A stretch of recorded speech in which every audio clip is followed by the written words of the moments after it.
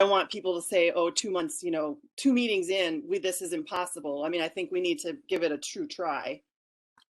Yeah. And I like the idea of having one department head over those two things, but instead of having two department heads. I just think that there needs to be more thought process put into it, into combining those two, because they both are working committees. They both have buildings and stuff to repair, and they have acreage of ground to be mowed, and both of them have that. And I think if we can work out something as a whole, as a county, to improve on that committee and the employees, or whether I don't know, just something that we just need to think about a little bit harder. Mr. Severson, Mr. Chair, can I? Yeah, go ahead. Yeah. Don't you think those conversations would be easier to have, though, if you have everybody in the room all together and working together? Right, yeah. As a cohesive unit? That's why I would like to see it, at least. I really feel like we could try. And then those conversations would become easier because you're all together every meeting. The individual bodies will start to understand what, the needs of the other departments, and to try to really figure out what is repetitive, what we could combine, what we can't combine, so I don't know. I pretty strongly feel like we should give this a try. Mr. Chair? Yep, go ahead. Adding a dimension again to Ms. Luck's remark, I think she has a good point that sometimes the two can dovetail with one another. There's sometimes overlap. Sometimes an issue comes up with one that the other can be helpful with because they're experienced with it as well. It's sort of like a consortium where resources and ideas are shared, and I think she has a good point. Okay, thank you. And then I guess my thoughts I'd share on it would be that I do think that I wonder if part of your thinking is going into how do you even get an agenda together, between two different people who currently aren't working together. I do think it's going to take it's going to be a challenge. It's going to be a hurdle to jump over to get two department heads working together and figuring out how to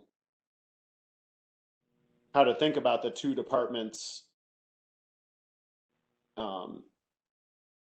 So I think that will be a challenge, and I don't think we're going to have all the answers just because we're saying for the next term we want these two committees combined into one. But I think in the end it could be really helpful. Like, take the mowing example that you brought up. I think it is potentially helpful to think about, the fairground has a mower that they just bought. The Parks Commission puts out bids for mowing. Maybe you all will do it that way in 2022, but should you do it that way in 2023? Maybe there's opportunity for changes. So it seems like having an agenda item on mowing and talking about collaboration might be helpful. It might even find ways to save the county money. So that's why I'm in favor of it too. I think, and it's not going to be perfect. I'm sure there'll be some annoying challenges that come up because of having to have the two committees meet together. But overall, I think it could. I'm hoping at least that it will provide a greater benefit to the county as a whole.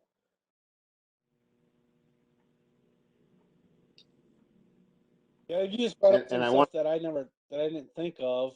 I don't know. It's just stuff that I pondering through my head, and maybe I do need to sit down and have a discussion with everybody involved and how it should go. But I just find it might be a little bit difficult to try to run the two as one. But because it's like, you have an employee hired to mow the fairgrounds, but now we contract mowing out. with one entity to do, you know, one part thing, and then we have another lawn mowing service that mows the bike trail, you know, 4 times a year.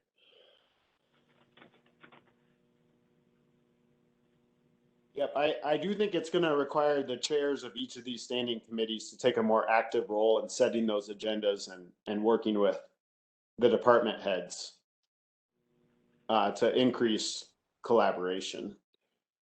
It's going to be a new way of thinking. Mr. Chairman, would not the chair of the standing committee be responsible for the agenda ultimately?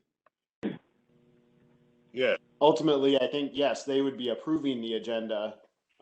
Who actually writes the agenda, I'm not sure. That's going to need to be worked out. Well, that seems to me that each of those department heads would consult with the chair of the standing committee about the agenda, and there would have to be a collaborative discussion among the three,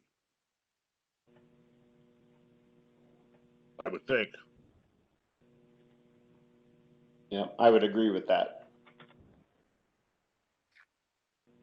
Okay, so any other thoughts on the Fair Recycling and Park Standing Committee?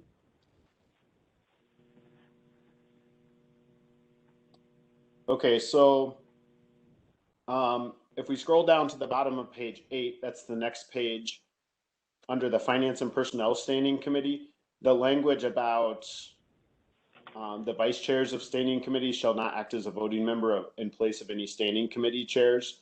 On the Finance and Personnel Standing Committee, that language is there. We discussed that last time. And then that got added to the Rules and Strategic Planning Standing Committee as well. I did highlight in yellow on the next page under letter H under Finance and Personnel. We didn't really, what reminded me of this was the chart that Supervisor Luck had made. She put administration under Finance and Personnel Standing Committee, and it reminded me that we need to be real clear that the Finance and Personnel Committee, Standing Committee, would still handle issues that arise out of the administrator's office as well, not just the county clerk, property lister, and treasurer. So that was a change made since last time. Bottom of page 9. So just a little bit further down where Health and Human Services and Veterans Standing Committee starts, the chair shall be a county board supervisor. I think that's the way you all have always been doing it, but I just thought we should clarify it, especially since there's 5 citizen members. So that's added there. Oh, the Land and Zoning Standing Committee, that's the other one. Because we have a FSA committee representative, so I added the language. That's at the top of page. Top of page 11. It's highlighted in yellow. That's another change since we talked last time. Mr. Chair. Yeah. I'm pretty sure that that's going to change because FSA has made an official stance that they are not wanting that representation on our committees. Land conservation committees. So I think that I don't know that we haven't officially made a change, but we probably do need to do that. So I'll talk with Kathy Cooper and make sure and confirm, but I'm 99% sure that FSA has said that they no longer want FSA represented on land conservation committees. Before we change our committee structure document though, wouldn't there have to be a state law change? Isn't that required by state law? So they are changing it through their rules. So I don't think so. Okay. It's not in Chapter 92. This is something that came about through the government agencies, like DACAP, okay. I believe. I'll find out for sure, and I will let you know. Okay. We'll just leave it in here for now. Yeah, leave it in for now. Know that I might think change. that's going to go away, and okay. so the committee will just become supervisors. Okay. So at the bottom, I'm not sure who, someone's got their mic on who's making a lot of background noise. So if you could just check to make sure that you got your mic muted. Sean's Carey. Yeah, go ahead. Which one's supposed to have the UW Extension education representation or? Yep, good question. That's the Education Standing Committee. Yeah, So but that's on doesn't page. land conservation have to have a representative from the UW Extension Committee on land conservation? Isn't that the statute? Is that what was already in the document there? Yeah, I left something in about that, but I don't think Supervisor that was, Luckel, she'll know. yeah, I'm not sure that was from the statute or just something we were doing. I don't ever remember seeing that in chapter 92, but I can look too. I remember seeing it So written somewhere in some document. I do too. Yeah, it was Yeah. in our committee structure document before, previously. So I think it's at 2 under members land, of Ag and Extension. Actually, is it that Ag and Extension has to be on land conservation or land conservation has to be on Ag and Extension? Which way was it? so if you scroll back down to Land and Zoning Standing Committee, letter B, as in boy, it says one of the members shall be a member of the Education Committee. So I had written that in because of that previous one and that previous document that we had that said 2 of the members of land conservation shall be a member of the Extension Committee. So I reduced it down to 1, thinking that it would give us a little more flexibility. I don't know if that's right or not.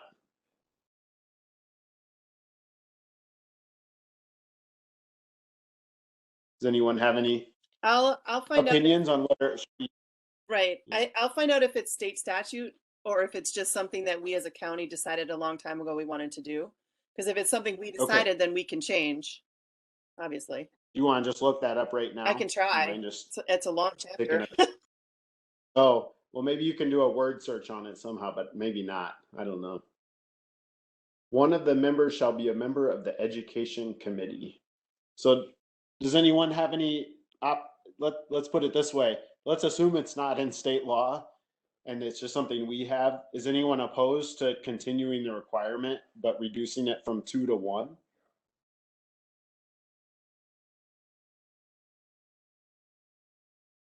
Okay, Sounds not fine. hearing any Yeah, sounds fine to opposition me. that. Okay. All right. Any other questions you were thinking of, Supervisor Severson? I'm sure that there is, but none that comes to my mind right now. Okay. If we go to page 17, that was I added a yellow highlight since our Thursday meeting on page 17. I noticed, and I just wanted to get the committee's opinion on the Public Works Standing Committee. So one of the property, so the Public Works Standing Committee, they would basically act as 3 committees. The Highway Committee, an Oversight Committee for MIS, and then the Property, Building, and Grounds Committee. And one of the items under the Property, Building, and Grounds Committee was providing, doing a facilities plan and a transition plan for approval by the county board relative to bringing all county-owned and operated buildings into compliance with the Americans with Disabilities Act. And I don't know that that has been done. I don't believe it has. Someone should jump in if there's something I'm not aware of. But I highlighted it because I wondered if maybe we thought that responsibility, instead of going to the Public Works Standing Committee, should go to the Americans with Disability Act Compliance Committee.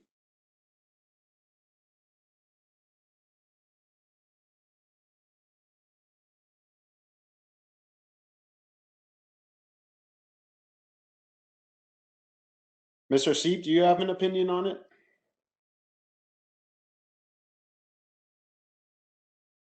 I think you've got the most seniority of all of us, and I wonder if you got some history on this or what you think about that potential move. And now I finally got, I was unmuted. Oh, sure. I was wondering why nobody was listening to me. There you go. It's going to take whatever committee is involved in this is in terms of bringing all of those properties and buildings up to standards in accordance with the Disabilities Act is going to require some perhaps expertise and perhaps some outside consultation. I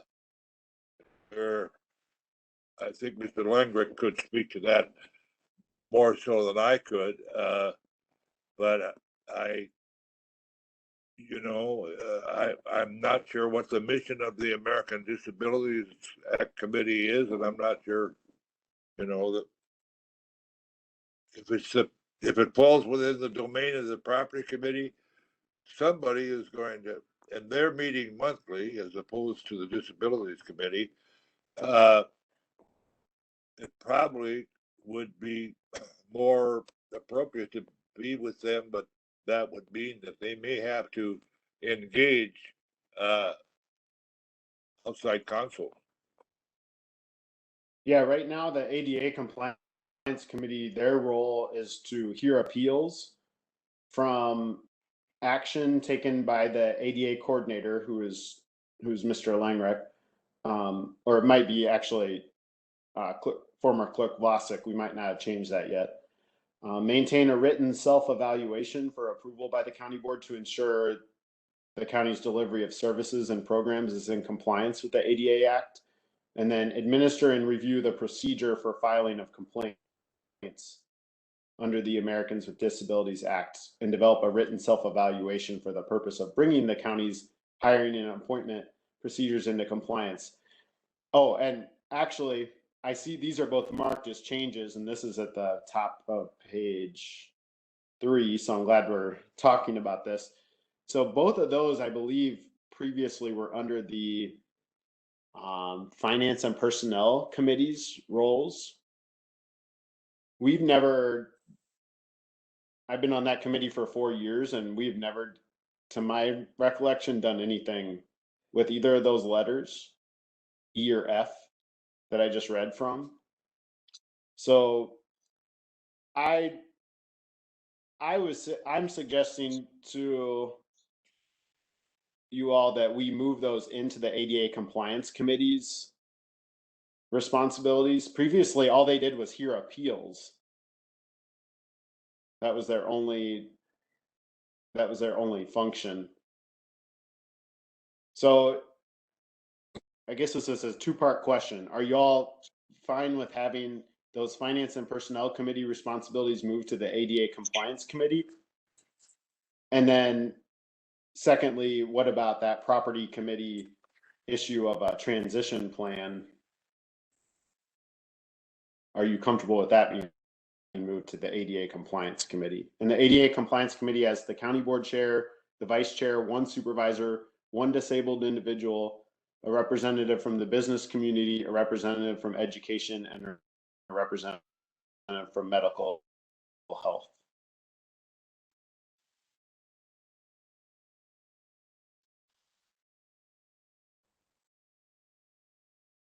And that committee, under these changes, would report to the Public Works Standing Committee also. Kind of shifting power, giving more power to this ADA Compliance Committee, more responsibility to them for something that I don't know that anyone else has been doing. Yeah, it's been a sleeper. Makes sense to me. I mean, I agree. We definitely, I realize that making any changes will require funding, but if we don't identify it, we can't prioritize funding either. So without knowing what we need to do, we can't really do anything. So. Well, we I are agree with- required to have it, aren't we? Well, Yes. Yeah, the ADA compliance. yeah, the compliance committee is required ahead, only Mr. for C. people to complain to, right? That's right. Yeah. But we could give it You were more going to say, Mr. responsibility. Yeah. Mr. Chair, Is that what you? Yep. Go ahead. we I knew, so I remember when this was created and that we needed to have this because there was a complaint that we did not have that. And I think it was required that we have that. And then I think that we made the membership to that ADA compliance committee, but I think that they have never met.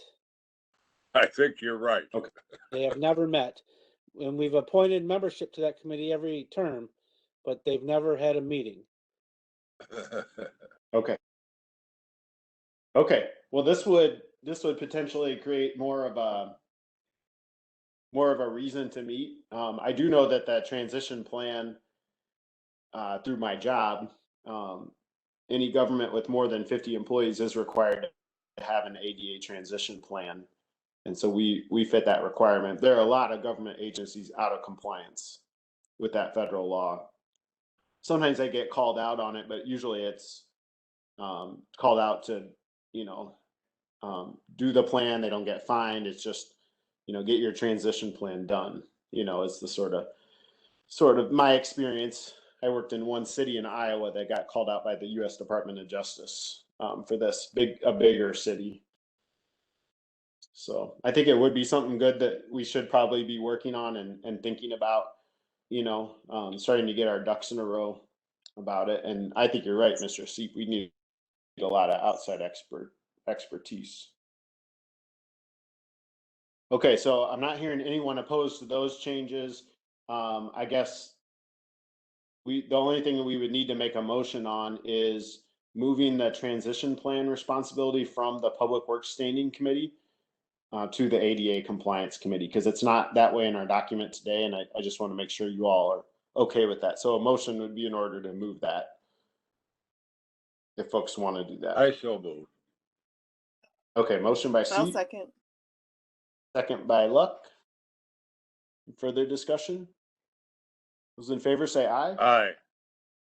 Aye. Mr. I Chair. said aye. Okay. That motion carries. Yep, Mr. Seep. Yes, Mr. Chairman, I overlooked something as we were going through. I'd like to go back just to ask a question or two with regard to Veterans Service Office and the HHS combination. Okay, sure. I have some concern that with the basically the elimination of a Veteran Service Committee, we have a Veterans Commission, but if we don't have a Veterans Service Committee, you will recall that that became, that rumor of eliminating the Veterans Service Committee became rather controversial, and I wonder if it might be, in order to consider a 3-person advisory committee of perhaps 2 county board members, it could be 3 county board members, and a veteran if available, that might meet quarterly as an advisory committee to the administrator. At one time, I know Mr. Langrick talked about having the Veterans Commission perhaps meet with report to a 3-person advisory committee, but I think that might be a proactive move to have an advisory committee that might meet quarterly as an advisor in advice to the administrator, and I wonder how Mr. Langrick would feel about that. Mr. Chair, can I ask a question? Yeah, and then Mr. Langrick, if you want to be ready to answer his question too. That yeah, I mean, my question is why do you think there's no Veterans Committee? The HHS and Veterans Standing Committee is the Veterans Committee, so it's the same thing. It's just a little bigger, and it now deals with things. It deals with HHS and veterans, but it's still a Veterans Committee that will handle all veterans issues. I wonder, with all of the activities with HHS, if there will be time to give enough scrutiny to the Veterans Services Department. It's somewhat removed from the department, and I realize that the Veteran Service Officer would be under the direct supervision of the, as I understand it, of the administrator. But I would think that the administrator from time to time would enjoy the advice of two or three, perhaps a three-member committee, which would only meet quarterly. There are lots of other issues there that Veterans Committee would be involved in. My concern is I don't want to see a big hornet's nest stirred up again about not having a Veteran Service Committee per se. What you're saying here in this document is the Veteran Service Officer reports to the the Veteran Service Office reports to the, or is part of the Health and Human Services Committee. I don't know how much oversight they can do there, but that I would lean to Mr. Langrick's opinion about it. I'm not trying to open up a Pandora's box, but I am concerned about being proactive with regard to future possible potential controversies. Would you be willing to share your thoughts, Mr. Langrick? I can. In contact with Corporation Counsel, the configuration that is out here, it looked like it was going to be legal and satisfying the role of what the commission is, provided that we meet the demographics of having at least 3 of the members being citizens and meeting the definition of veterans. Underneath the operational management of it, you do have the language on here that states that monitors the actual and proposed annual budget and funds managed by the Health and Human Services and Veterans Department on a minimally of a quarterly basis. With all those things being in place, I think the model can work operationally as well as legally, and certainly willing to give it a try, like we've talked about with other types of committees. If there is a reason that it's not functioning, it's not fulfilling the needs and desires to monitor and provide services appropriately, we can reconfigure it at a later time. But I think it's as written out, it's worth a try. Mr. Langrick, wouldn't you want one of those 3 members of the commission, not the committee, of the commission, to be a member of the county board, so that the judiciary responsibility would be directly accountable to the administrator? Maybe I should jump in here, and I just want to make sure that we're clear on what's written down currently in the proposed document. So under the Health and Human Services and Veterans Standing Committee, one of the letters E says acts as the Veterans Service Commission as follows. So it says 1 or 2 county board supervisor members shall be a veteran. Of 2 non-supervisor members, both shall be Richland County residents who are veterans.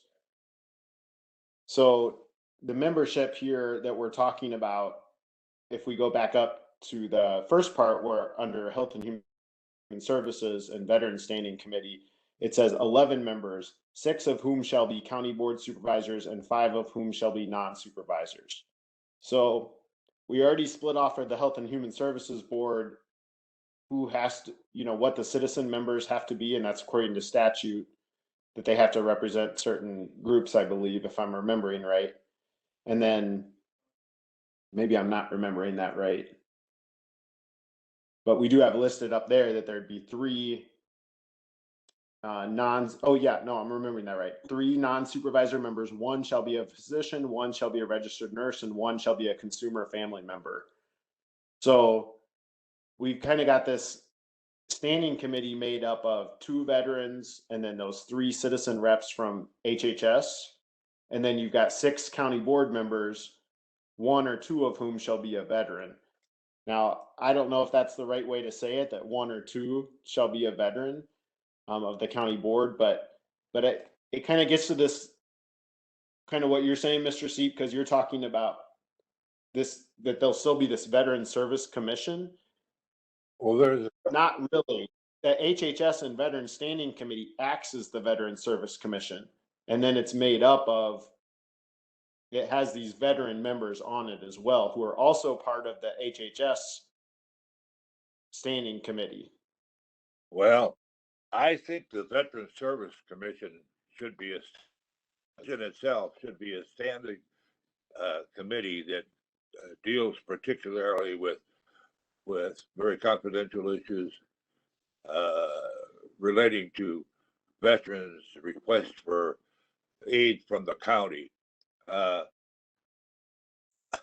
think we're confusing the commission, which is mandated by statute, with an advisory committee, which has to do with county government issues.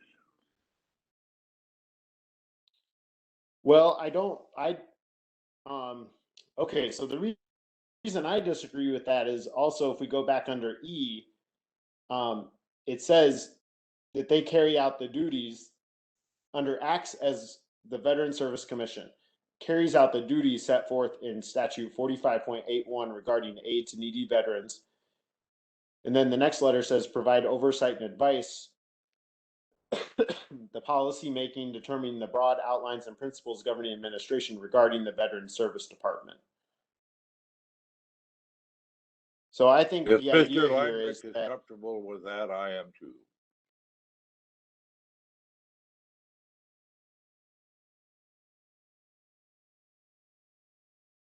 okay, well, we'll let him speak for himself here. Yeah.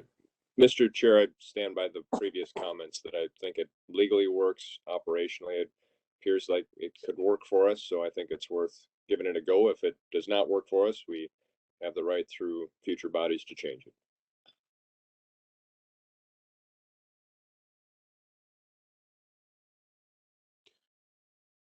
Okay, any more thoughts on that? So the Veterans Service Commission is going to be still a separate body that meets, or you're considering all the members of the Health and Human Services Committee as the commission? So those three citizen members that you have on the Veterans Service Commission, they're able to do an aye vote on let's say contracts of Health and Human Services.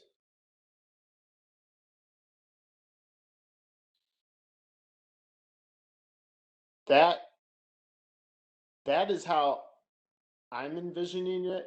Now, I know I've heard somewhere along the line, I thought one example of one county where they had a smaller group of a standing committee only take action on certain things related to their statutory authority. I think it was the Land Conservation Committee, but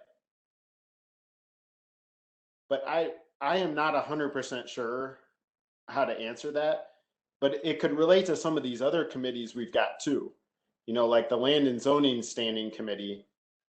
You know, they're acting as the Land Conservation Committee, and they're acting as the Zoning Committee. And I think both of those have statutory requirements.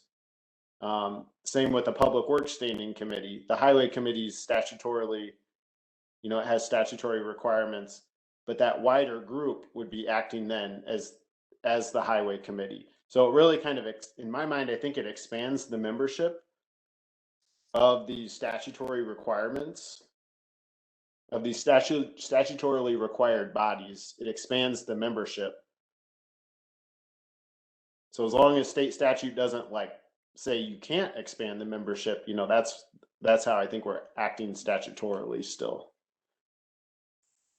It certainly is not consistent with what exists in most counties that operations that I'm familiar with respect to the Veteran Service Office. You might want to talk to Rock Larson, who's the president of the CVSO Association, about the model they have in his county. I think it's a very good one. But I will, if this is what Mr. Langwick would like to try, fine. I'm not in agreement with it, but I'll support it.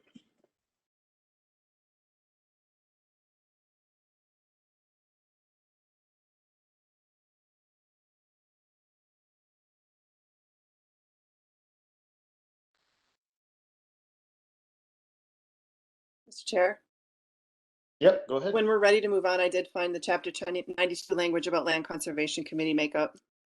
I did too. Okay. And I did too. Yeah, it's really actually really easy to find. It's like the second sentence of the committee structure. It Oh, good. requires 2 from Ag and Extension.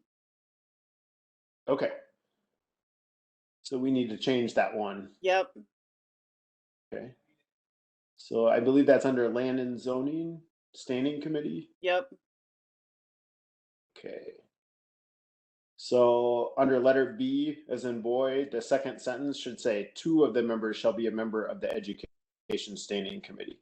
And it also Is that has correct? language about FSA in it. Oh, it does. Okay. It does. And So what we do you want to read do that need to leave language, that in or- there. Okay. Okay, so we just need a motion to change the number 1 to 2 under letter B under Land and Zoning Standing Committee. So moved. Okay, motion by Luck, Second. second by Severson. More discussion on that? Okay, all those in favor say aye. Bye. All right, so that carries unanimously, assuming you're still voting in favor, Mr. Severson. I think you are. I'm just reading the statute on the Veteran Service Commission. Okay.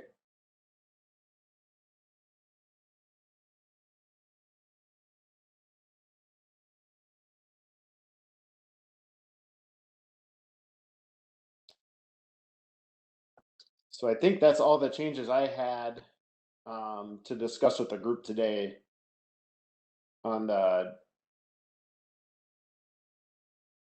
Richland County Board body structure document. Mr. Chair, this is Tracy. Yeah, Um, go ahead. I did just want to call your attention. I put in the chat that I had checked on the requirement of the regional ADRC governing board. Okay. The appointed supervisor must, there's nothing that indicates the appointed supervisor must be a member of the HHS board from that regional governing board. It's preferable, of course, that because they would have more knowledge about ADRCs, that they'd be a member of the HHS board. But I know Supervisor Severson was questioning if there wasn't one who was available, could it just be a county board supervisor? And that is the case in some of the counties that send a representative. Okay, so the language that we had approved by motion earlier was that one county board supervisor from the HHS and Veterans Standing Committee shall be recommended for appointment. I guess we could insert the word preferably if folks would prefer that, or we could just leave it as is. What do folks want to do on that one?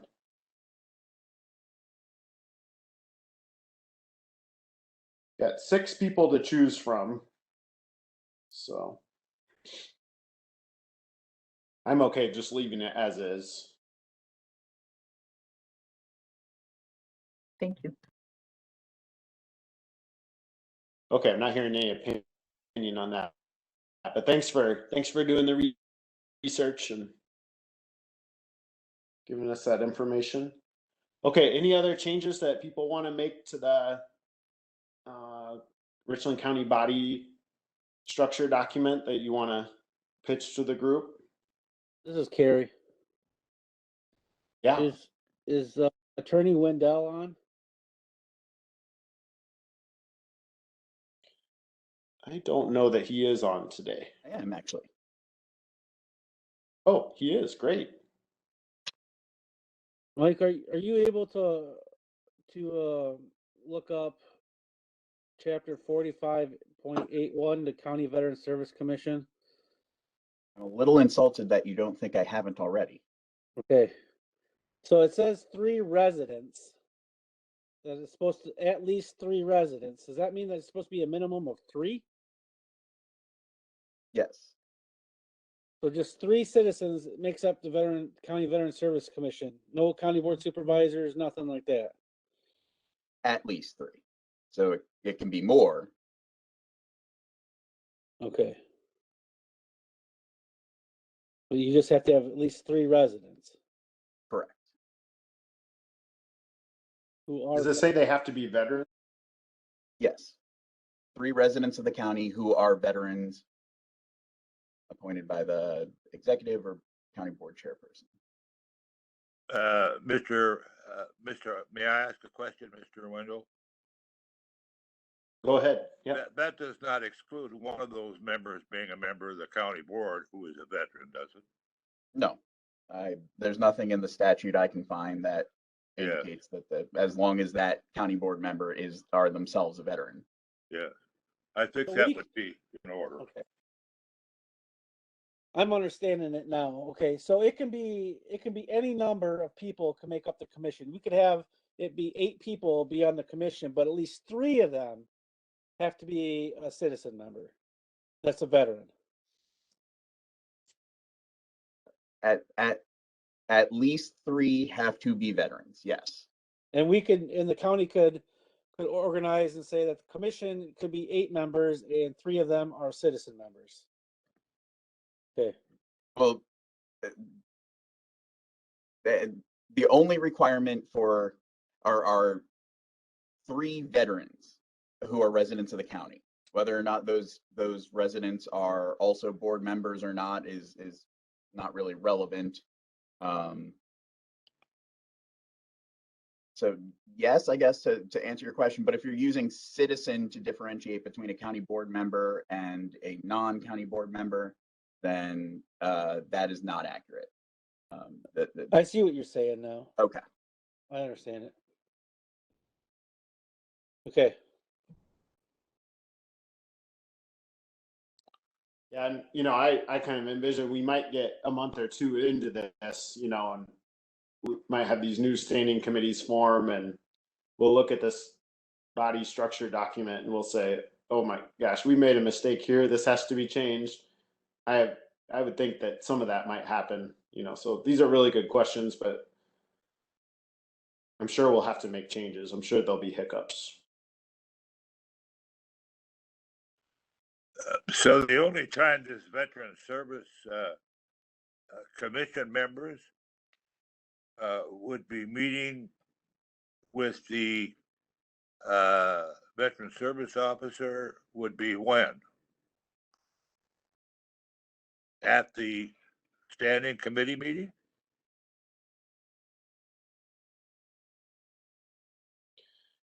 Yes, this is not listed as a separate body in our structure document. So I believe the practice of both HHS and veterans bodies has been to meet monthly. Although I think HHS probably has a little more consistency there than veterans does. So I'm assuming they would be monthly meetings. So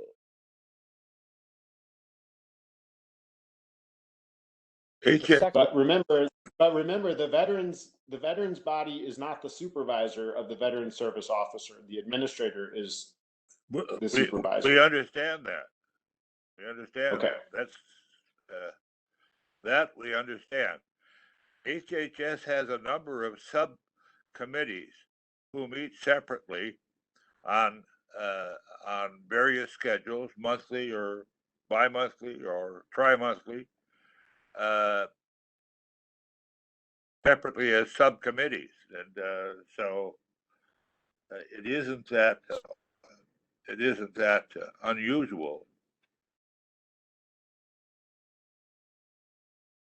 That's true. The only I think where it gets a little trickier here, Mr. Seep, is that most of those other groups that will end up reporting to the HHS and Veterans Standing Committee, they have a more lengthy list of statutory requirements that they are fulfilling on a regular basis.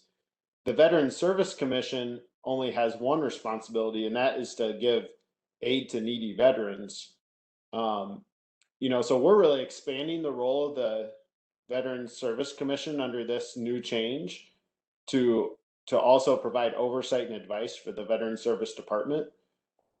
And hopefully by spelling it out that part of their role is to give aid to needy veterans, hopefully the HHS and Veterans Standing Committee can start to do that, because my understanding is that that's not been happening. So hopefully that this will kind of be a prod for that group to actually carry out some of those statutory requirements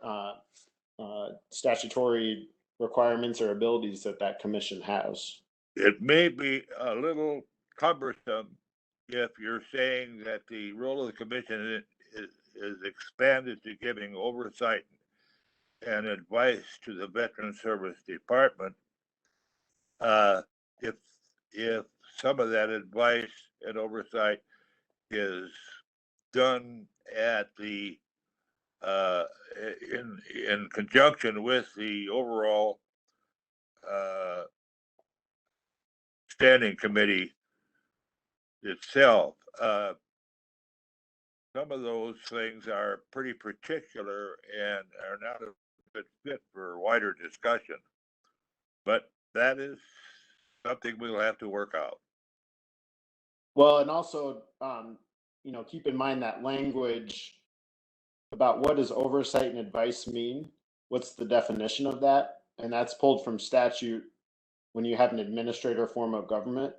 It's policy making, determining the broad outlines and principles governing administration. Well, it's not getting into the weeds. That's why I think that there should be room for that Veterans Commission to meet on an advisory basis for the purpose of discussing policy with the administrator. But that's something we'll have to work out. Okay. Well, any other things that people want to discuss with the structure document before we move on? No, I just think it's a watered down committee. Commissioner. I know you're not the biggest fan of it. I understand that.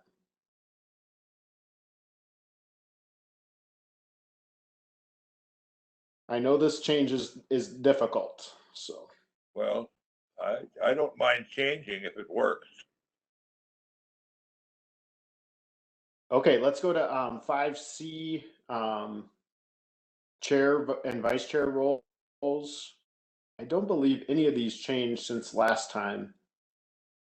So I think this document is just back out here for, just one last time to take a look at it before it goes to county board. So any comments on that one? If not, let's go to 5D, the presentation to the county board. And there are some changes on this one based on our meeting last time. If we go to page 19, that's where the chart is for that Ms. Luck made for us. So I just want to point out a few, mostly I think minor changes I made to this. Under Finance and Personnel Standing Committee, I added audit, and I think I must have struck a word or two. I was trying to figure out how to, because I liked what you were doing, Supervisor Luck. You're kind of describing what both of these standing committees do. I think it said administration and I can't remember the previous word, but I just replaced it with audit in case people are wondering what happens to the audit committee. And then I did the same thing over on the right side. I just put ethics underneath. I think before you called it rules and ethics and strategic planning. And so I just kind of replaced the name with what we had in our body structure document. And then I put ethics down below. And then for each of the standing committees in that third row of bubbles, I just made sure the exact language was in there from the body structure document. So mostly minor changes there, but just want to make sure that those are okay. And then the next set of changes would be on page 22. We talked about this last time. The Fair Recycling and Parks Committee, we just had we had 4 citizens before, and we talked about adding 2 citizens to make it 6 citizens. So there's 10 listed here.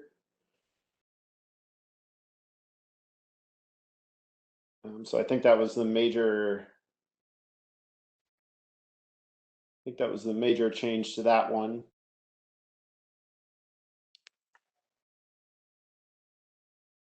Anyone have any comments on any of those? If not, we can move to 5D, and that's the restructuring framework. And so this is the one where let's see, this will have to have a change made to it too, related to that citizen participation planning committee. And I can make those minor changes. It's not very difficult to make. But on this one, if we scroll down to,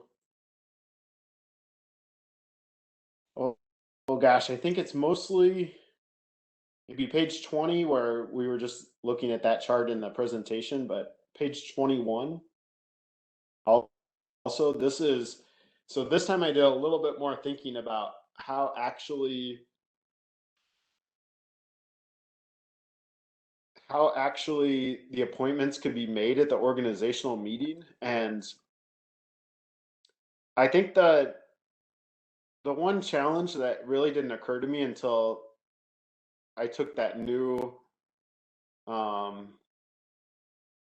configuration and ran it through this potential process was that the standing committees are going to have to elect their chair at the organizational meeting if we're going to be able to appoint all of the groups that at that meeting. But some of the committees, like say the Fair, Recycling and Parks, and the HHS and Veterans, those have quite a few citizen members on them.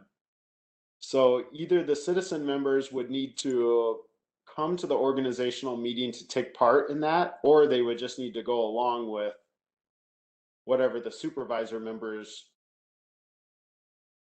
decided for who they wanted to be their chair of each of those. So that didn't really occur to me until I was trying to think about how all this could potentially work, and I just wanted to know what you all thought of that. Why do we have to elect chairs at the organizational meeting?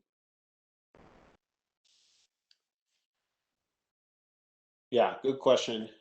Like, couldn't we just I came to appoint everybody to a standing committee, and then the standing committee,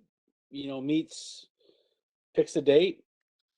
Maybe the county board chair says, okay, standing committee, for your organizational committee meeting, you're going to meet next Tuesday at 10 o'clock or whatever it is. And the reason has to do with, if we go back to that previous page, page 20.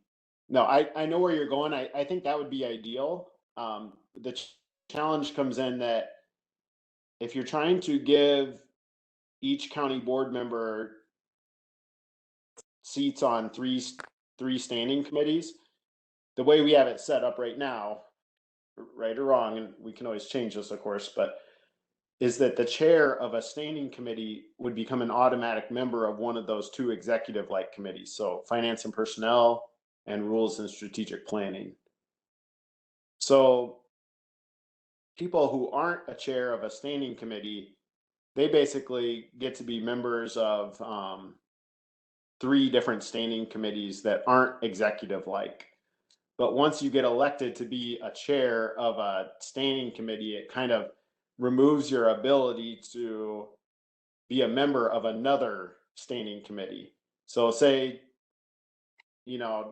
someone gets elected chair of the education standing committee, say they were also previously on the Public Works Standing Committee, they couldn't be on both because the way this is all worked out to be even, 3 seats for each person, that Education Standing Committee chair would be an automatic member of the Finance and Personnel Standing Committee and the Rules and Strategic Planning Standing Committee.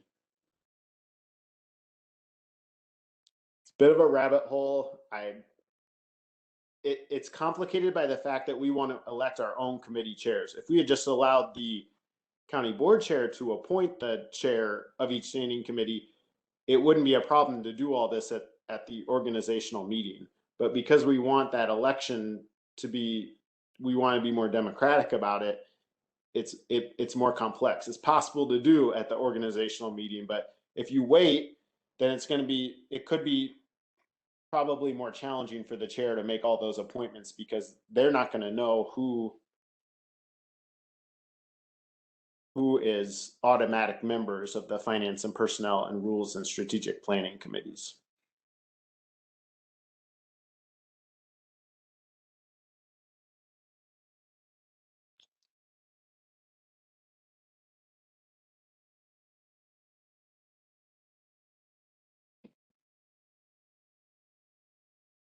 And I like having each committee elect their own chair. I think that's great. It's just a little more complex. I'm just shaking my head.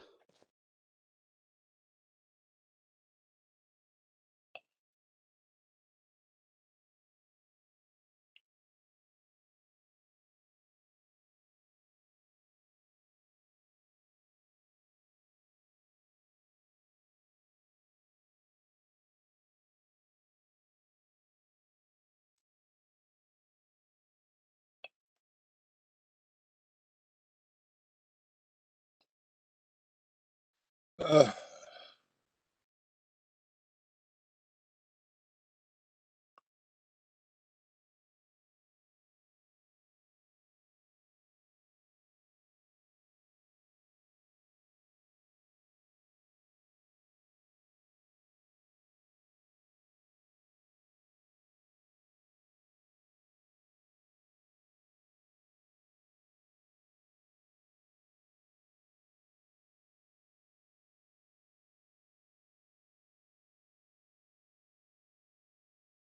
So, Carrie, why don't you share more about what you're thinking with us?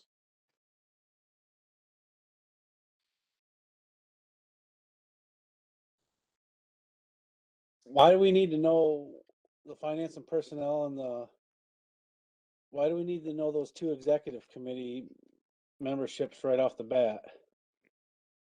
What's the reason for that? Well, we don't necessarily need to if we're okay with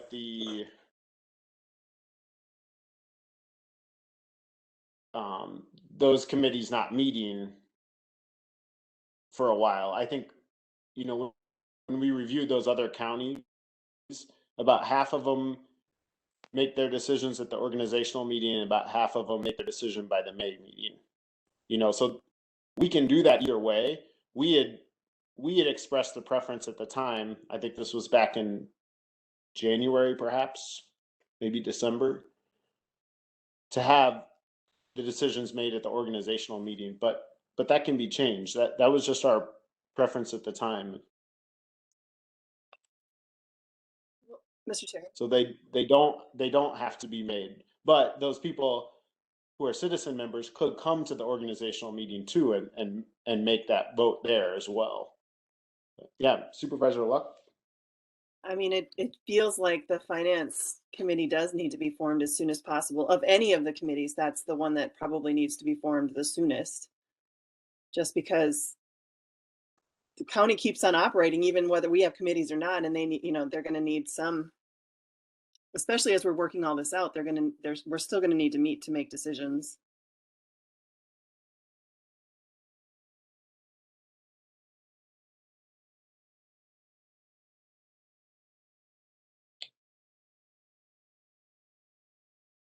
We're gonna have to have a morning and afternoon session or something.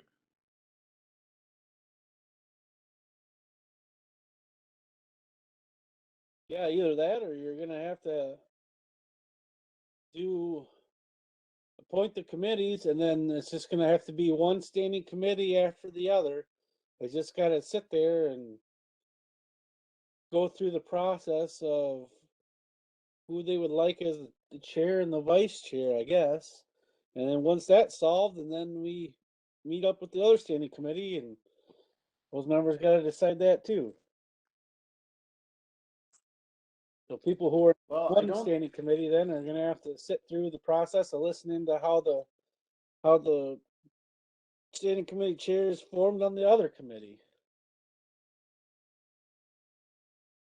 so I don't believe that you would have to do these one by one. I think you could do them in two groups. So, because there are 21 of us and there are less than 21 people on, say, 3 standing committees, you could do 3 at once. So,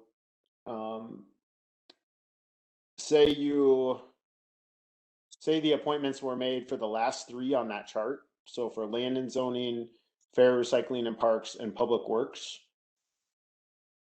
As long as there's no overlap between those 3, the county board chair could appoint those 3 committees.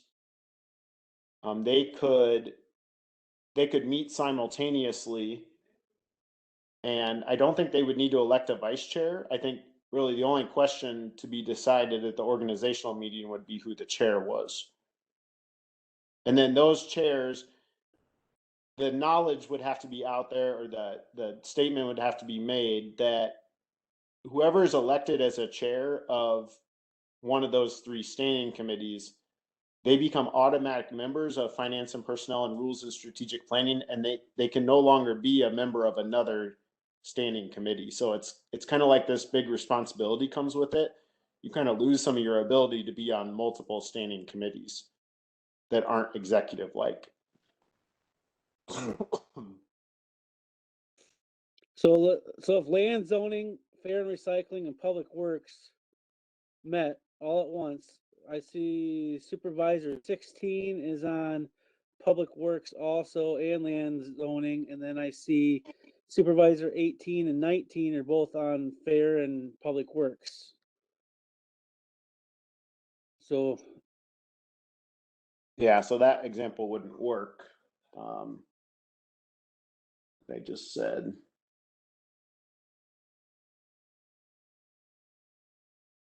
you got I know I supervisor was 9, he's on Pine Valley, or she. Supervisor 9's on Pine Valley and public safety, and looks like land and zoning.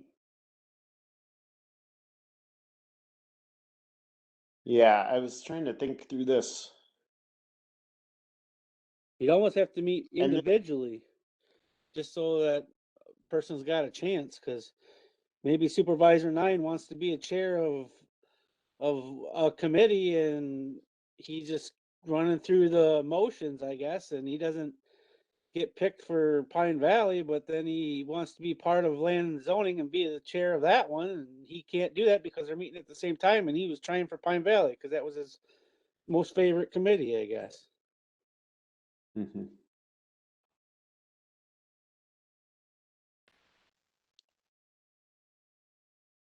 Yeah, I'm not sure exactly. I don't know exactly. I can't tell you exactly how it would work. But yeah, maybe they would have to meet one at a time. I'm not sure. And really, this whole complex problem is just kind of created by some of the choices that we made earlier. Could it be simplified? I think it could. I'm not sure how to explain it all right now, but I do think it's it's a complex problem to figure out.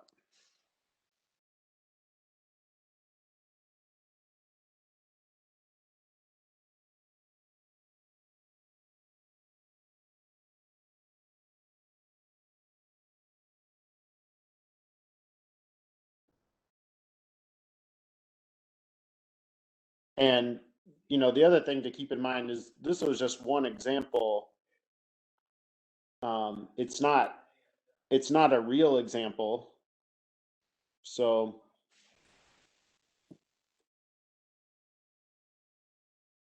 I'm not quite sure how it would actually shake out. You know, it's going to depend on who we elect as county board chair and how everyone fills out those preference forms. And it's kind of something for them to figure out. They got to.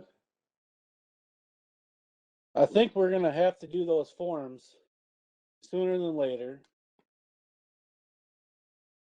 I think you're gonna have to meet, and then you're gonna have to do whatever we need to do at the first meeting, and then we're gonna have to recess until a later date, like a week later or something, and give an opportunity for all these other committees to meet. And I think right now you're just gonna have to maybe have some of the current chair people kind of pick dates, or have the administrator kind of pick out dates, I guess, or something, where then these committees can meet then once they've recessed within that week's time frame, and then reconvene again, so they can decide on who their chairs are. Are you a little hesitant to have the committees pick their chairs without the citizen members there? Yeah, I like democracy.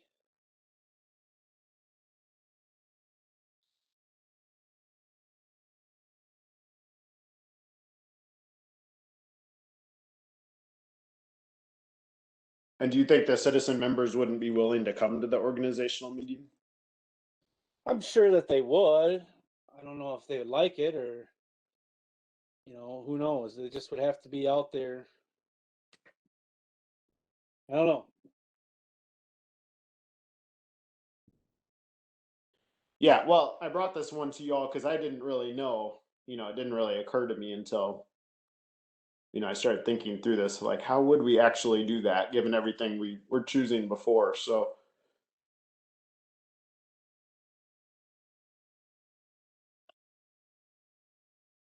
and maybe I wonder if Mr. Langreck, if you wouldn't be mind being willing to think through this a little bit with us and maybe come up with a potential solution. I think you're in the same type of like a chicken and the egg type of a game. If you're holding to try to, it gets complicated with holding at least the 3 seats things of having an even disbursement and now knowing exactly who the committee is going to choose for their chair for distribution over the other committees kind of makes a challenge. As far as the timing thing goes, I think you still have the idea that a chair together with the administrator is going to seat your 7 of your committees there on that organizational meeting. But then, yes, you're going to be obligated then to, you'll have those 7 committees stood up, but then they're going to have to meet to have their own organizational type of meetings to establish a chair, which will then have to come back then for confirmation by the board at a following county board meeting. So depending on what that looks like, you could, there could be a month gap there if there's not a special type of a meeting. With having the language in there of how you're going to arrive at your chairs to establish a finance and personnel and a rules and resolutions committee, I don't see any other type of way of getting around that, unless you, again, if you had it all on the same day and you did a session, you established the 7 committees, and then you recess from the county board meeting, and each of them then opens up their own meeting in that same venue, decides on a chair and adjourns. Then you could come back into session with the county board, take the recommendations then and confirm them by the county board perhaps. But then that would require too, yes, having the citizen members also there on that same organizational night. So I don't know if that really helped at all. I think that's just the same talking points we just had.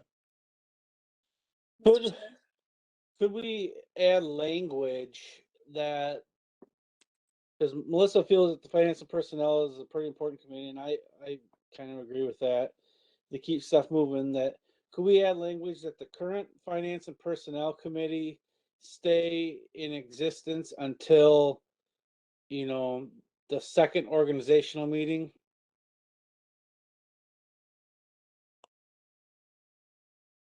Mr. Chair, I have a suggestion. Yeah, go ahead. What if we just didn't limit what committees people can be on for this first time we do this?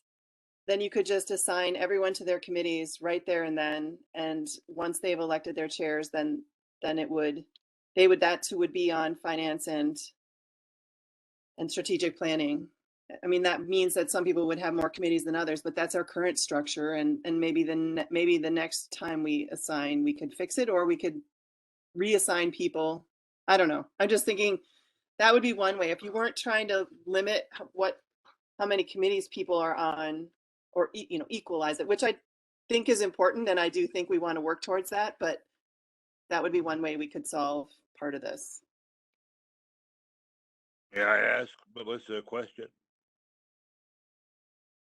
Yeah, go for it. Melissa, that limitation just applies to a person who's chairman of one of those committee, or who's chairman of one of those committees, right? So the idea is that we want each person to only be on four, is that right, Sean? 4 or 3? Three. Committees. And it doesn't matter whether they're, if they become chair, that's where it becomes complicated, because Yes, if they become that's chair, the limitation you're talking about. yeah. So if we just eliminate that, where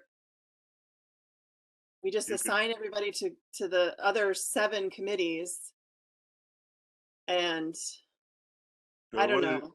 So you can be on 3 committees whether you're chair or not. Well, you would end up being on more than, I mean, if let's say, for example, I got assigned to public safety and land conservation committees. And I might I would get a third one. Let's just say I got public works. And if I got assigned chair of, let's say, public safety, then all of a sudden I would have 5 committees instead of 3. Well, why couldn't we just limit everyone to just being on 3 committees, period? Well, that's what we're doing, and that's the problem. Well, we're saying they can only be we're saying they can only be on one if they're chair. I think we'd have to increase our membership in order to make that happen. And for some reason, my mind's not quite in this spot right now where I can explain it, but right. It Yeah. was one of those things where I had the spreadsheet open and I started entering this example, and it started to become apparent to me as I was entering it. So I think you'd have to make your public safety committee bigger. You'd have to make your public works committee bigger. You'd have to. Right. And they're already pretty big. 7 times 3 is okay. 20. It was just a thought. What I wish I could do right now is open my spreadsheet, share it with you, blank it out, and start filling it in the example, and have all of us watch it as it gets filled in. It's almost like that's what we need to do to understand this, because we've never done it before. It definitely is a big mind shift to figure out how we would do something like this. I remember at one point, it's complicated because we're going to probably have 3 vacancies as well on the county board. But I remember at one point filling this in and going through the example, and then realizing that there will be people in that last set of committees who were already assigned to a previous committee who get elected chair of, say, Pine Valley and Child Support. Say they get elected chair of Pine Valley and Child Support, but they were already in that previous group and they'd been assigned to land and zoning, say. They basically lose their seat on land and zoning because they become automatic members of finance and personnel and rules and strategic planning. But there were other supervisors who didn't get enough appointments previously. They were kind of like the last kids picked on the team, and they would get to fill that spot in land and zoning that got vacated by that Pine Valley and Child Support chair. In our case, because we have 3 vacancies, we wouldn't need to worry about that because there'll be vacant spots. But it's definitely something where you almost have to play with the spreadsheet yourself and enter them to understand how this will work. And I agree with you, Carrie. I think it'd be great if the citizens were part of that voting process. I mean, I kind of think it'd be cool to be at our organizational meetings are currently very bland. You know, we don't really do that much. I mean, I think it'd be kind of cool if we were there figuring all this, how do we actually want to organize for the next term? There's got to be some thinking to go into it, and I'm sure it will have hiccups, but have those citizens there and have them vote on this stuff. I think that'd be great.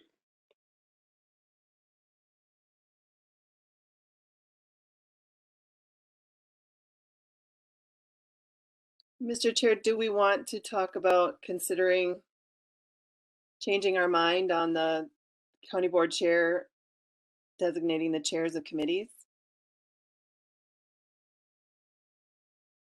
Well,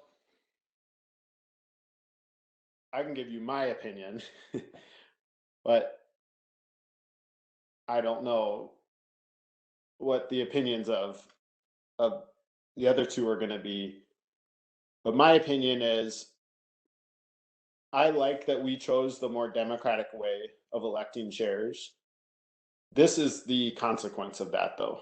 It makes things more complicated. And we either have to be willing, in my mind, I think we should either be willing to live with this complication at the organizational meeting for that additional democracy, or where you're going with it, then we need to change our mind. If we want things to be super simple, then we need to give that to the county board chair. I don't really like the idea of holding off on meetings so long. Mr. Chairman, Yeah. in conjunction with Melissa's suggestion, there was a conversation along the way here involving having a temporary committee on committees merely for the purpose of advising the chair on the selection of committees or committee chairs, one or the other, and then that committee would dissolve. It's a big job for the chair alone to make those decisions. But if he had a committee of 7 to help him make those choices, that would be fine. That means that committee on committees would have to be elected, I suppose. But that would be one way of perhaps facilitating a solution to this problem, as Melissa is suggesting.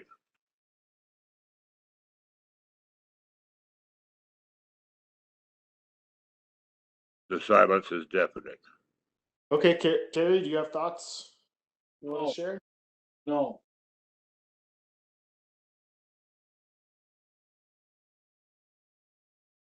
All right, so I think to go back to the reason I brought this up is because there's a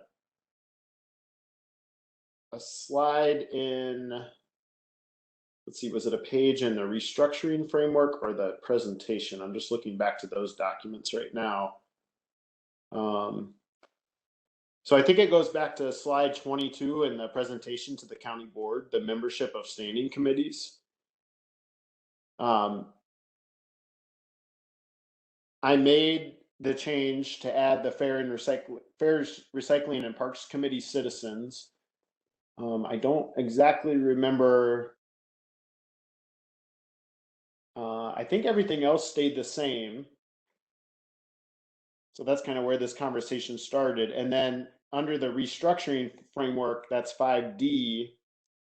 This is that step-by-step process. It's kind of I think I called it the bones one time. This is the supporting material for all those other changes that were made. It's that page 21. So the page before, it's this one right here. It would be something that the chair, the administrator, and others would have to use as a starting point, or this probably needs to be fleshed out a little bit more. So I think the question here is, do we want do we want this laid out right now for the county board and the county board materials, or does this need to be worked on more off to the side? And does this committee perhaps need to meet again? Not necessarily before this goes to the county board. I don't know if all this needs to be explained to the county board or not, but this definitely needs, in my opinion, this needs to be worked out before the organizational meeting. And to some extent, this committee needs to be aware of like what the implications of some of our decisions to date have been on that organizational meeting. So I guess that's what I'm kind of wondering. What do you all think we need to do with this? Does it need to go in the county board information that we share with them at this special meeting or not?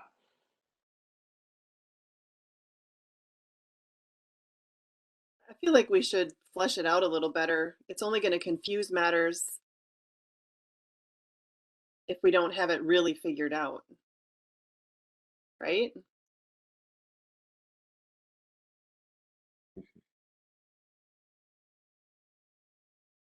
It's probably a good summary. Yeah, I don't feel like we should propose something that we know has flaws, I guess.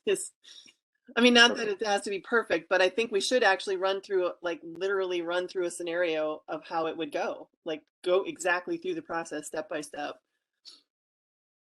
Or someone should, and then we can present it, or however you want to do it. I mean, I guess we could, I don't know, I don't want to volunteer you, but we could sit down and actually literally go through step by step, or Administrator Langrick or whoever, someone could sit down and go through step by step and figure out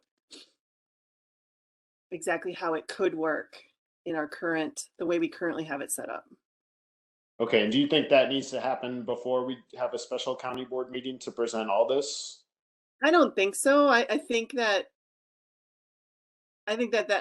if the county board decides that this is the way we want to move forward and they agree with our intent that we want our standing committees formed as soon as possible, then how we go about it doesn't necessarily have to be presented to them. We can figure it, we can be figuring that out in the background as long as it is figured out by the organizational meeting. So it's not a circus at this organizational meeting. Okay, what do you think, Don and Carrie? What are your opinions on that? Well, there has to be clarity in our minds in order to convey a clear message to the board. And it'd be kind of embarrassing if we are still somewhat nonplussed about how it's going to work. So, what happens if we don't get this done in time? Can't we install the restructuring committees sometime later in the session? If it takes that long to iron it out, or does it have to be done at the beginning of the session? By the beginning of the session. Okay, Carrie, what are your thoughts? I don't have any right now. Yes, you do.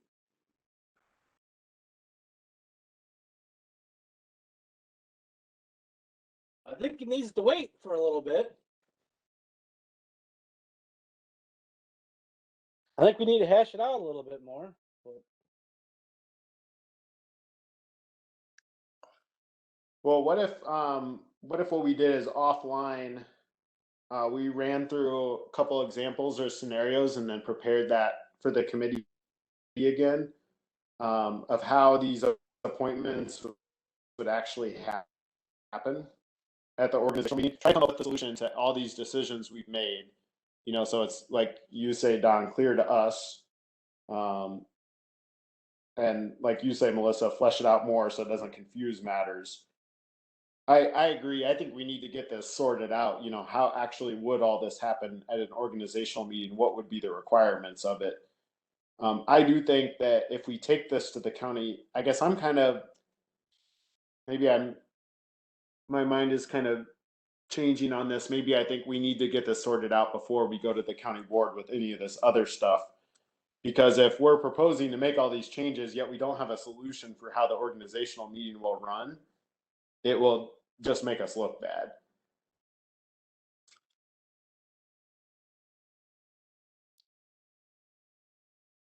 So,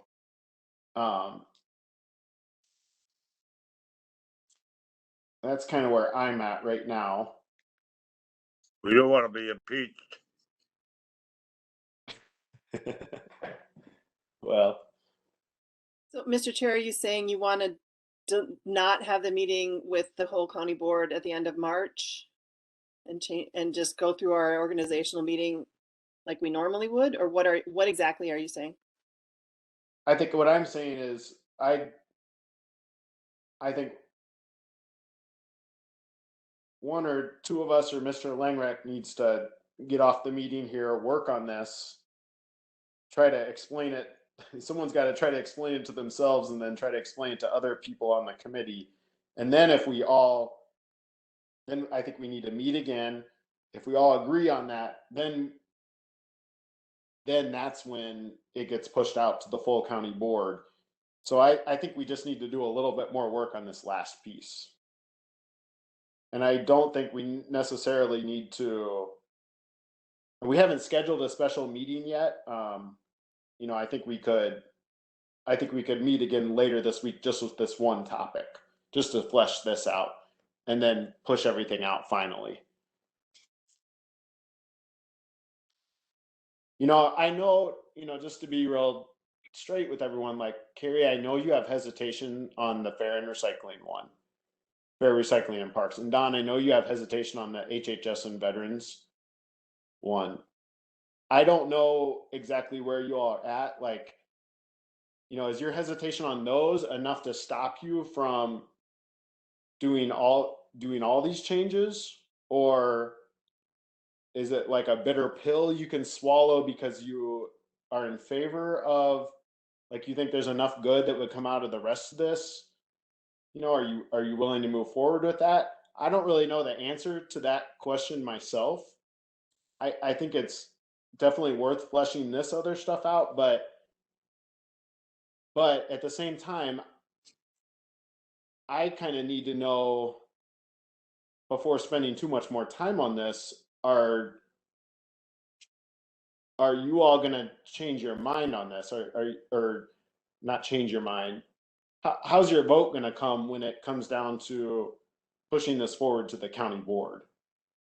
Because this is a lot of work to be putting into this, and if it's not worth the work, I don't want to go through it. Mr. Chairman? Yeah. I want to say this. I like the idea of having the Veteran Service Office in collaboration with Health and Human Services, because I think they have so many overlapping services and can be mutually helpful. My issue had to do with certain duties of the commission that I think are particular to itself. And that was my only concern.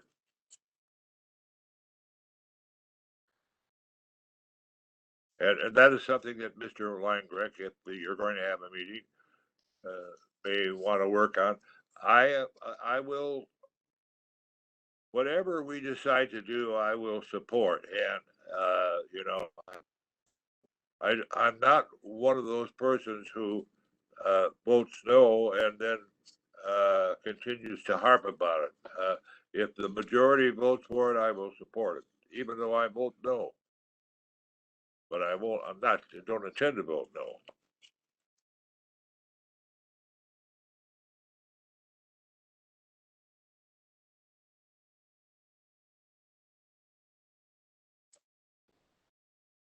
I think you really need to get the flavor of the county board first and see where they're all at and get a feeling on them.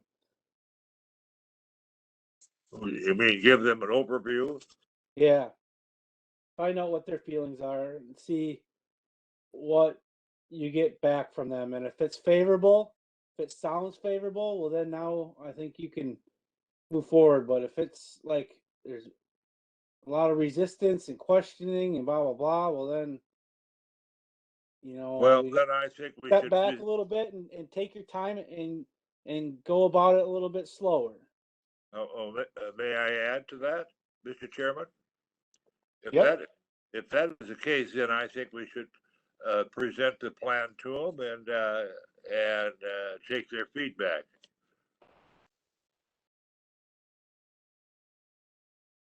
And Carrie, are you saying that it's not worth the time of fleshing out what would happen at that organizational meeting until we get the thoughts of the county board? Is that what you mean? Well, I think you just got to be honest and say, you know what, we're creating new territory here, and there's a lot of big changes, and these are the big changes. But right now, we cannot definitively tell you how the organization meeting will go, and it could be one of several different ways, and you probably can list off 3 ways just so they get the idea of how it could go, and then from there you kind of get their feeling to see how they would think about it, how it would go.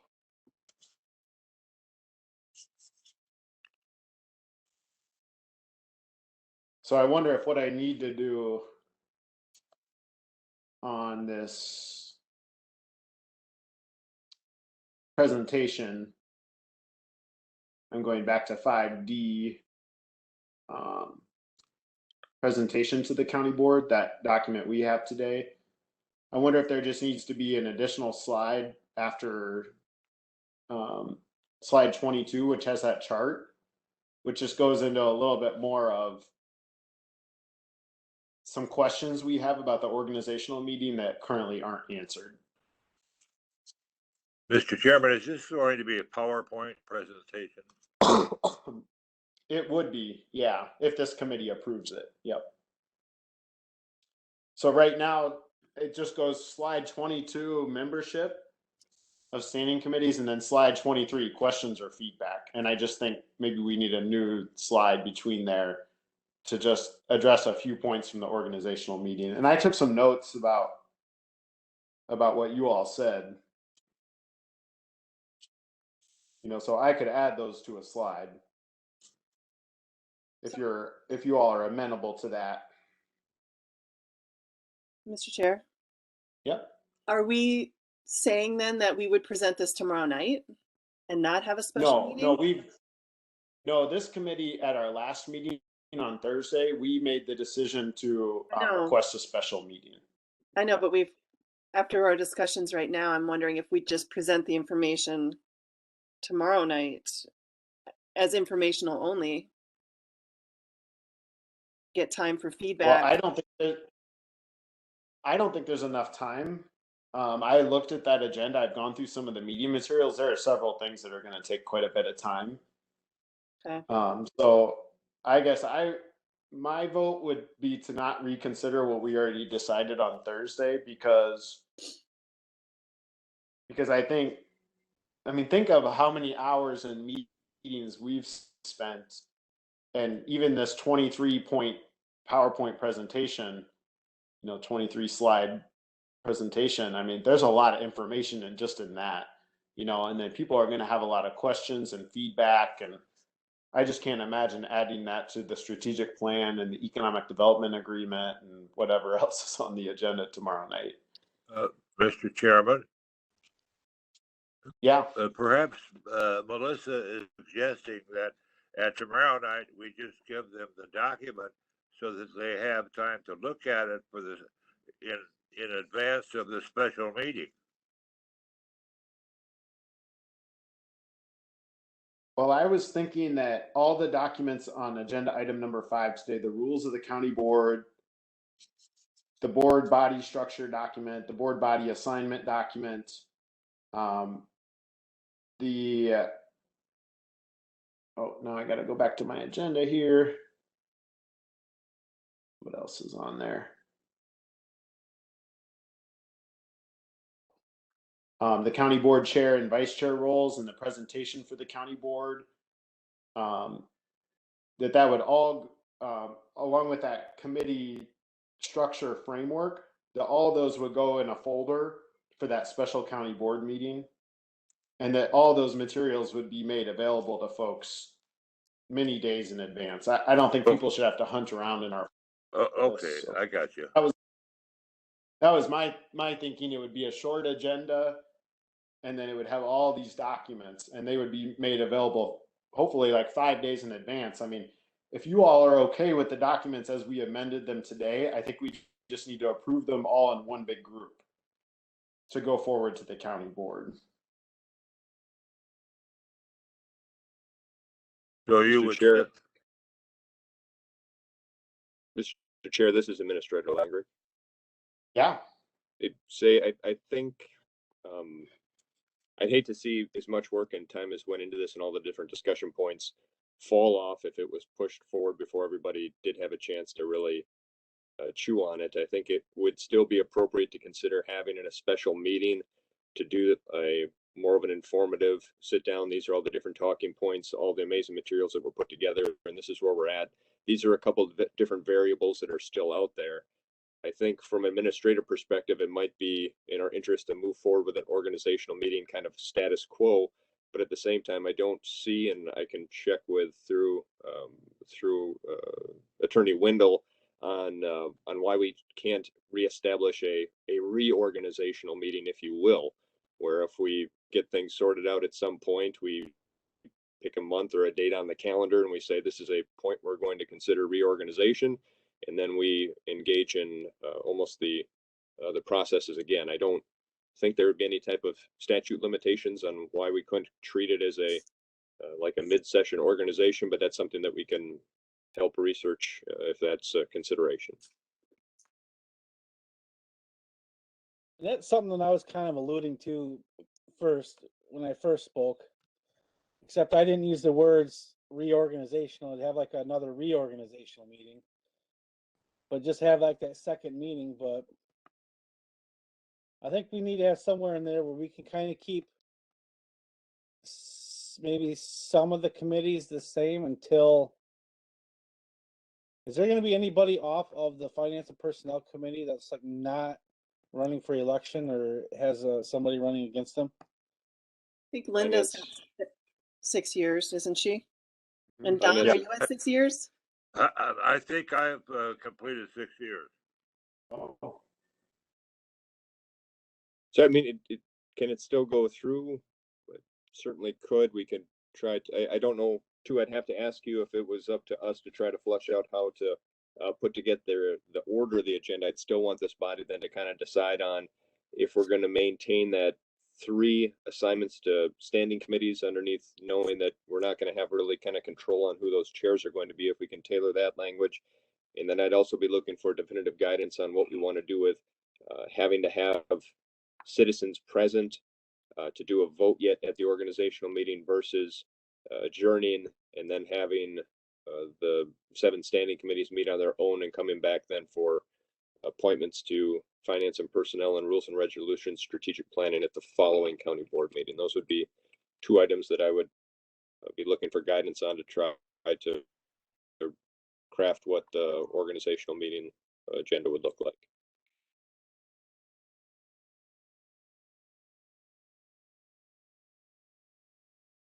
So well, we got three new supervisors then potentially, or would that have to be waited until then? I think I would visualize putting just committee holders of whatever district numbers they were, and they would, assuming that there's nobody that does a write-in, if we were appointments, they would be appointed then to seats already established.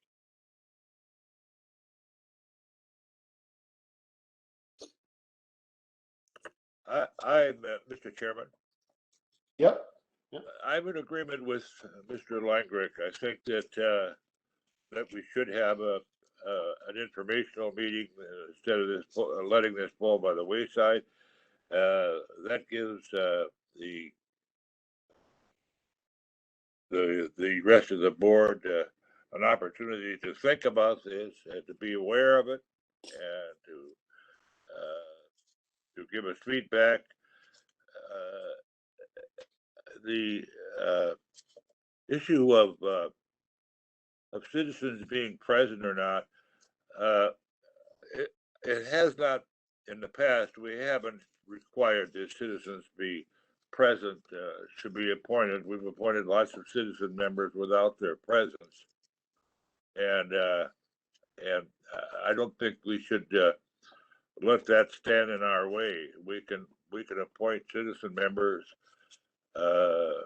without their presence. Okay, well, I think we just need to answer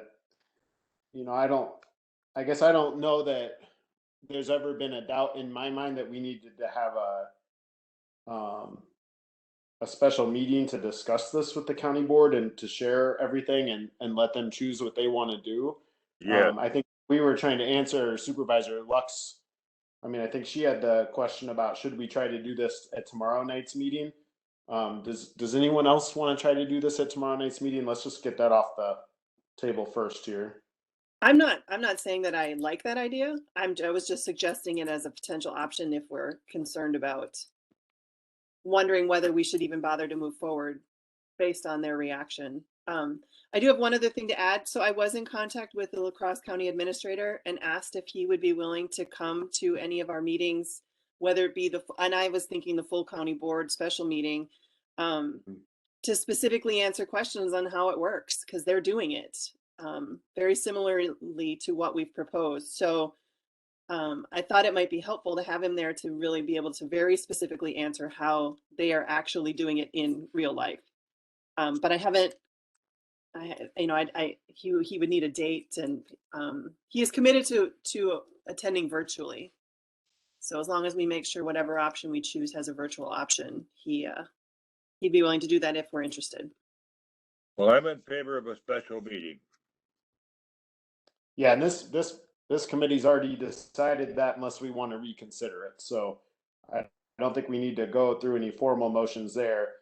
I think the only thing that we do need to make formal is that that we'd like to share all of the meeting materials that we reviewed today with the county board with the amendments that we made today. So I think a motion would be in order to share the county board rules, the county board, the ones I read through before, all of those. And I can read through them again if you'd like. You mean at tomorrow night's meeting? No, I mean at a special meeting. Yeah. Yeah. I would move that we proceed with that. Okay, so it's a motion by Seep. I will second. I was hoping Carrie would, but I will second. Okay, so a second by Luck, and this is a motion to share all the documents that we reviewed today as amended with the county board. So any discussion on that motion?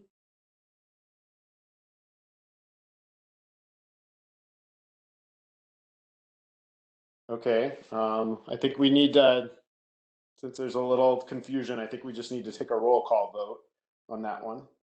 So Ms. Dole, are you able to take a roll call vote for us? I am. Let's see. Carrie Severson. Yes. Sean Murphy Lopez. Aye. Melissa Luck. Aye. Don Seep. Aye. You have 4 in favor. Okay, so that motion carries. So these documents as amended will all go forward to the county board. I think the next thing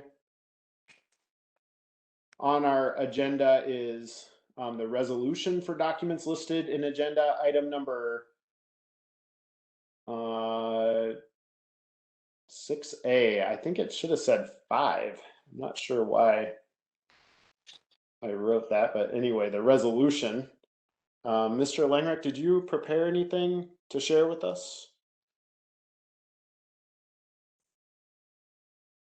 I believe I do here. One second, Mr. Chair. Where do I have it?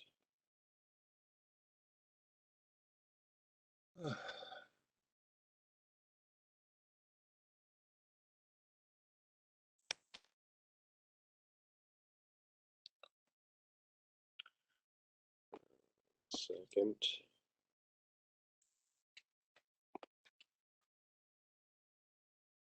Do you think what we're doing is gonna make it difficult for the county clerk at all?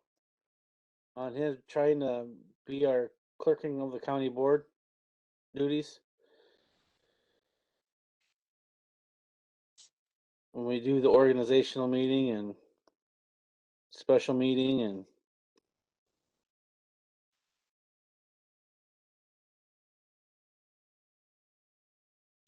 Was that question directed at myself, Supervisor? I don't know, just anybody,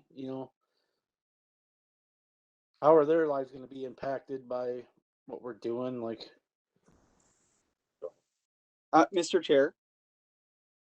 Yeah, go ahead, Clerk Kalish. Hey, hi. My mic still doesn't work. I'm sorry. In regards to Carrie's question, I don't think any of this will be difficult to keep track of, but I want to stress, as you all have, the importance of we are making, these would be changes that would be changes to the, fundamentally the way that Richland County is operated. So operational changes should be taken very seriously, and we should not proceed until we have this all hammered out and we actually know, like you guys have said, what's going to happen with each step. I think that's when this gets complicated for all of us involved, when we're trying to move forward with the process that we haven't fully thought about and, have considered every option possible. You all have put a ton of work into this. So I just can't stress the importance enough that I feel like for me to keep track of stuff personally, and not to sound selfish, but to make sure that we really know how this is going to work. Because if we don't have this figured out and we're putting stuff through just for the sake of getting stuff through, I think it's just going to backfire. So I'm okay with moving forward with anything as long as we've made sure that we put the right time in, that we all have a very clear understanding of how we're going to fundamentally function as a county, because we're changing fundamental practices. So thank you.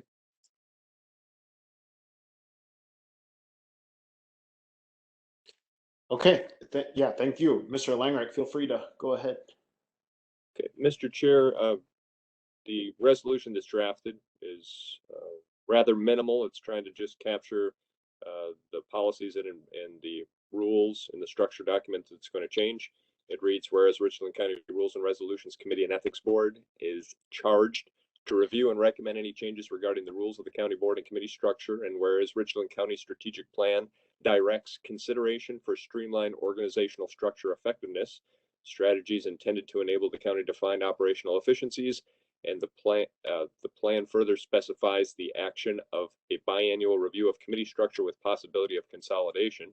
And this whereas statement is kind of put in context that the county board plan passes tomorrow night. So this is for a future meeting. The third whereas is the proposed changes to rules, policy, and structure impacts: 1, election of the board chair and vice; 2, appointments of members to committee boards and commissions; 3, removal of the same; 4, more defined duties and authorities for chair and vice; 5, reconfiguration of structure and duties of committees, boards, and commissions; 6, establishment of standing committees; and 7, other supporting changes. And whereas these changes are intended to create efficiencies, promote accountability, and facilitate further transition into an administrator form of county government in which oversight committee, boards, and commissions provide leadership through policy.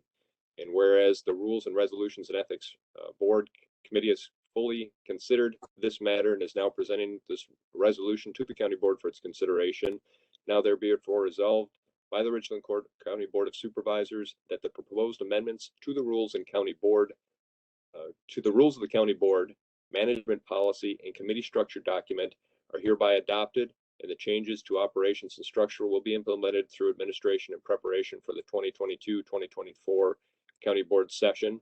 Be it further resolved that these changes shall be made available at the county administrator clerk's office, and that a copy of the plan shall be published on the Richland County website. Mr. Chair. Okay, that all sounds good to me. The only thing I think I would change is that last sentence, a copy of the plan. I think that refers maybe to the strategic plan. So maybe a copy of Documents. The documents. Yeah, there you go. And the documents are already all up on the website. They just would be updated. So I think I would do plural documents, that a copy of the documents. Okay. That'd be my only suggestion. What other people think?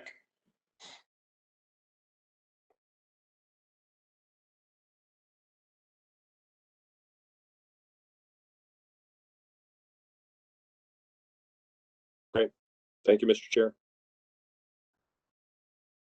Okay, so does, let's just go around and see if anyone wants to make any changes. Supervisor Severson, would you like to see any changes to a resolution like that? I don't know. I'd have to reread it and think about it. Okay, Supervisor Seep? Fine. When will this resolution then be presented? Well, I don't, I think at our last committee meeting on Thursday, we talked about, really it's kind of up to the county board what they would want to do at a special meeting. They could postpone it. They could, I guess by presenting the resolution, you kind of almost beg for a vote, so we don't have to present the resolution either. Mr. Chair, but we could present it as an option. I don't want to be presumptive because I don't know about you guys, but I have no idea what the rest of the county board, how they're going to feel about these changes because it's a lot. So it would surprise me if the county board was ready to take action with a resolution at the special meeting. But on the other hand, sometimes I'm shocked at how people are like, sure, that's fine, let's go for it. So seems like having the option available is a good idea with the understanding that, it may or may not be likely that we would take action to proceed. And that would leave it open for receiving feedback and further revision if you had it as an option. Yes, that's true. People could amend the resolution if it's available and out there versus if it's not, they can't. Or they could make a motion to postpone until further questions are answered. Yeah. Yep, there's always lots of tools available to us on the county board. Okay, well, I'm gonna go ahead and make the motion that the resolution gets forwarded as an option to the county board at the special meeting. I will second that. Okay, motion by myself, a second by Luck. Any further discussion on that?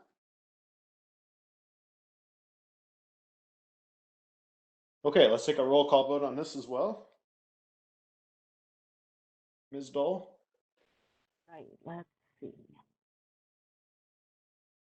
Get back to my roll call inventory. We now have Murphy Lopez, Aye.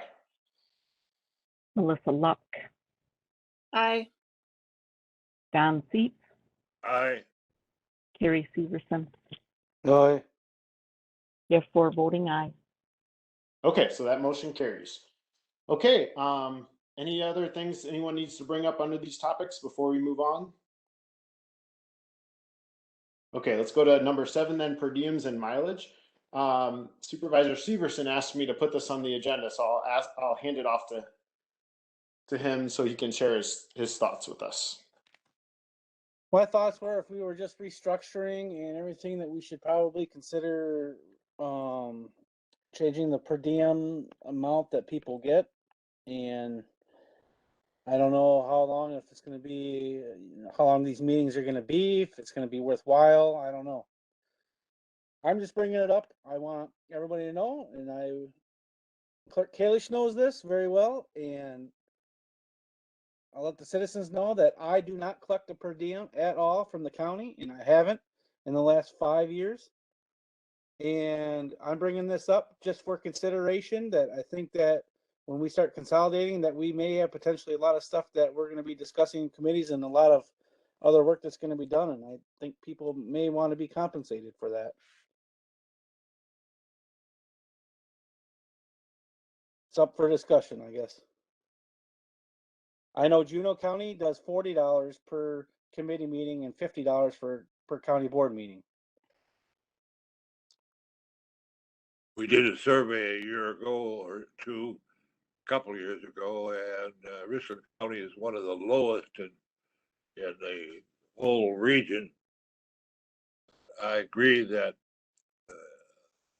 we should do something about per diems, and I think that it would be appropriate to raise the committee meetings to 40 and the county board meetings to 50. But also remember this, that the price of gas is never going to go down again. It's always going to be much higher than it was a year ago, and it probably will be at $4 or more for the rest of the 2 years. That is a considerable expense for people, and I think that we should raise the per diem to the federal rate of 56 cents per mile.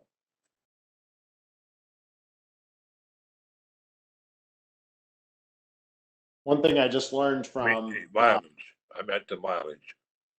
Yep. One thing I just learned from one of our town board supervisors in Bloom Township here is that they give their town supervisors a base rate every year of they do $600 a year for their town supervisors, and then they do $45 a meeting. I don't think they do committee meetings in Bloom. They just do a regular board meeting every month. So we heard, I know when La Crosse and I think it was also Zaki County, maybe they don't do per meetings. They just do a salary or a base rate throughout the year. So I thought that was kind of an interesting hybrid that our township has where I live. But I certainly would love it if it was more simplified, and you know, I would not mind a base rate every year, while still allowing per diems for non-county board members. But Supervisor Luck, you want to speak your piece on this item? No, I mean, I definitely, as a person on the board who makes my living as an independent business person, I do feel there needs to be compensation, especially if we want to attract people who are still working to be on the board. So I mean, I think there's no question there needs to be a per diem. So I don't know that anyone's suggesting we not have a per diem, but I definitely think there needs to be per diem. But I don't have an opinion. I mean, I'd be fine with, especially if we all are on 4 committees, then it makes sense that we could all have the same rate because we're all serving on the same. I mean, granted, some committees might take longer than others, but whatever. I'd be fine with that. I think mileage is a separate issue though. It's just because some of us have to drive 30 minutes to get to a meeting, whereas some people are right in town and it takes them 3 minutes to get to a meeting. So I do think mileage is kind of a separate consideration, but as far as the per diems themselves go, I as long as there's some kind of compensation, I don't care. Okay, so does anyone want to make a motion today on this item?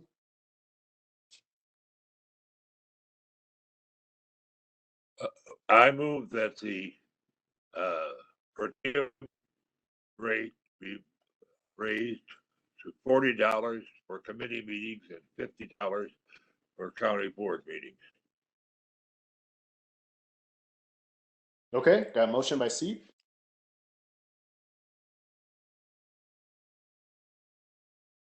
I'll second it to start out with for discussion. Okay, second by Severson. So discussion on that.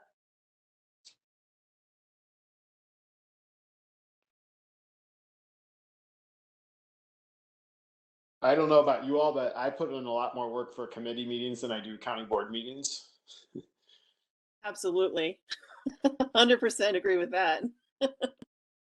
So the distinguishment of 40 and 50, it doesn't doesn't quite, How about 50 and 50?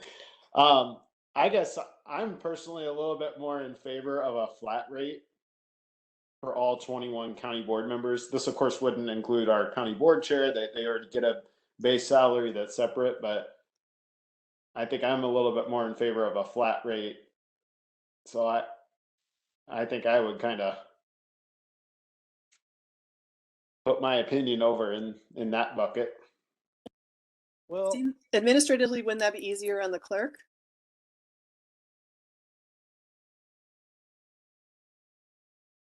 We'll see what he says here. He finds his, he says yes in the chat function. Yeah, Mr. Severson, go ahead.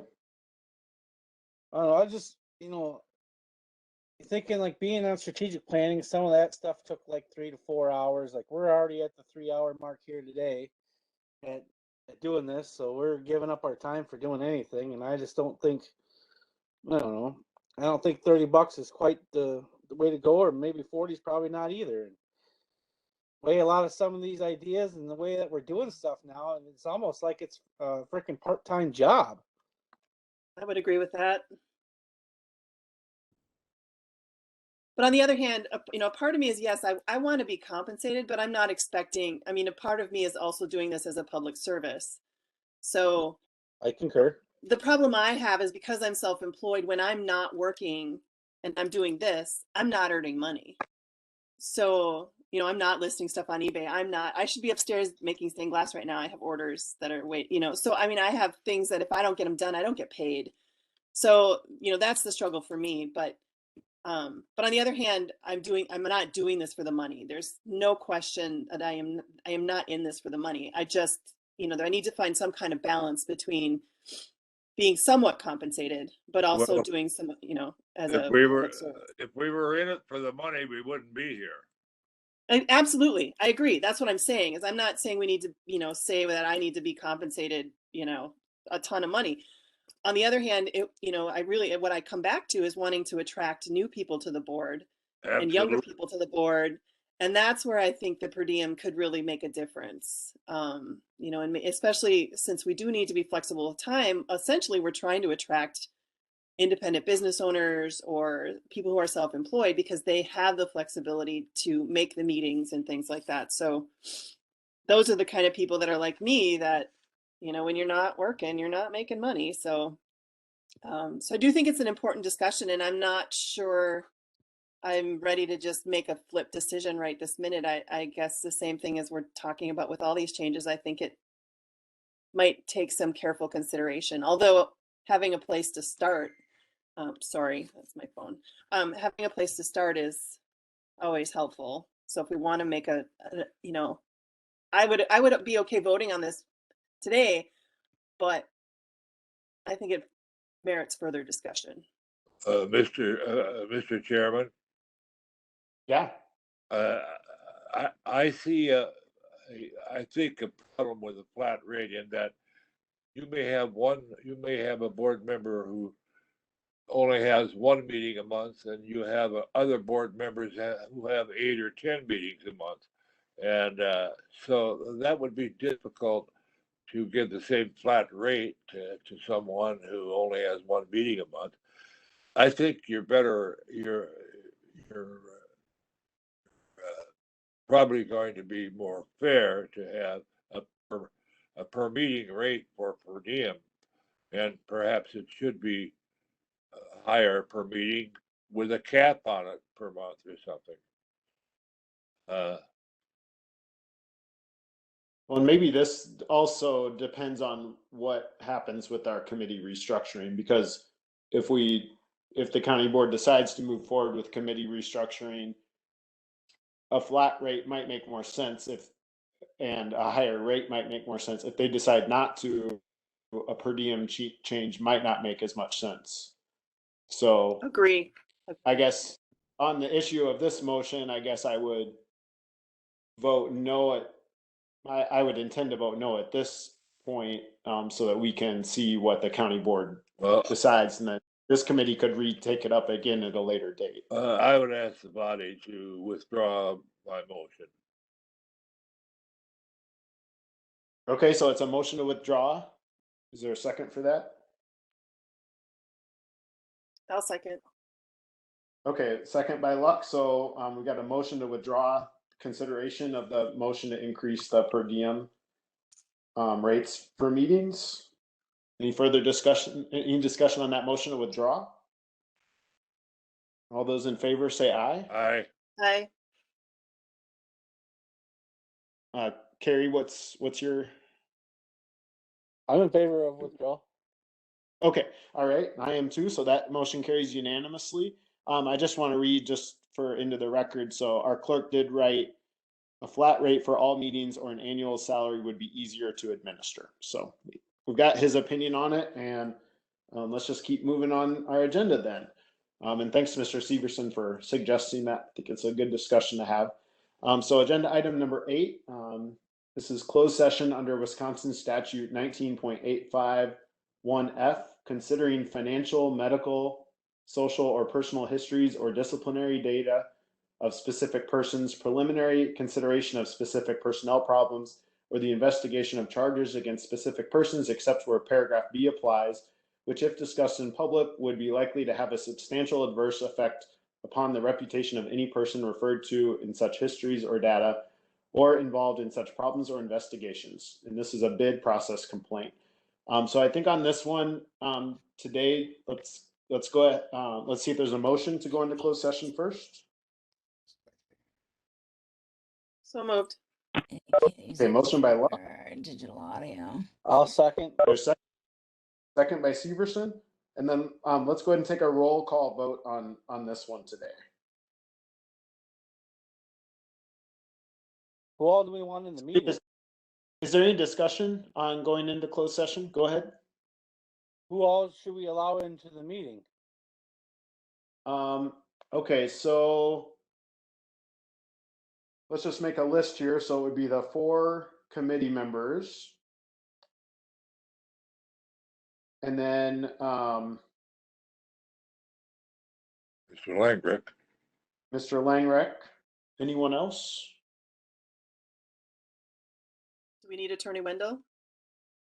Attorney Yes. Wendell, yes. Anyone else?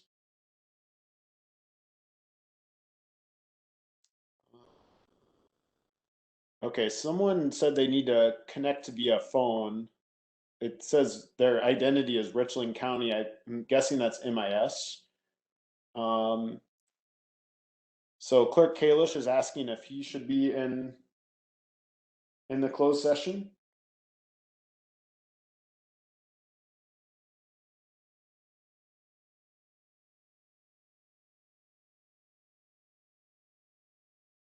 Is anyone opposed to Clerk Kalish being in the closed session? No, the clerk is entitled to be in a closed session. I'm in favor of it. And Assistant Dolan, as of right now, Mr. Chair, do you want her to stay in to take minutes, or do you want me to take minutes on behalf?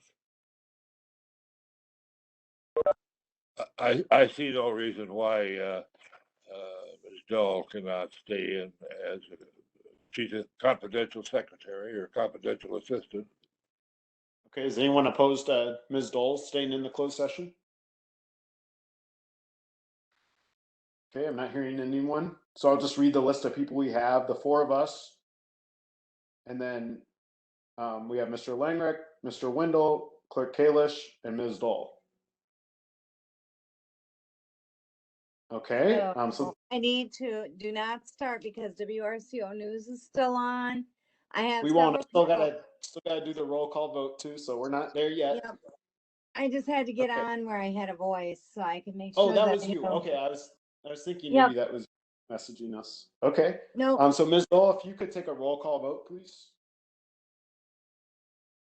And then we'll work on clearing the floor. Okay, roll call. Melissa Luck, Aye. Don Feep, Aye. Harry Severson, Aye. Sean Murphy Lopez, Aye. 4 voting aye. Okay, so that motion carries, so we can go ahead and close session. So Ms. Scott, just let us know when you feel you've got the virtual floor set up. Okay, they are there. I just need to lock it and then I'll exit. And then I will, okay, And okay.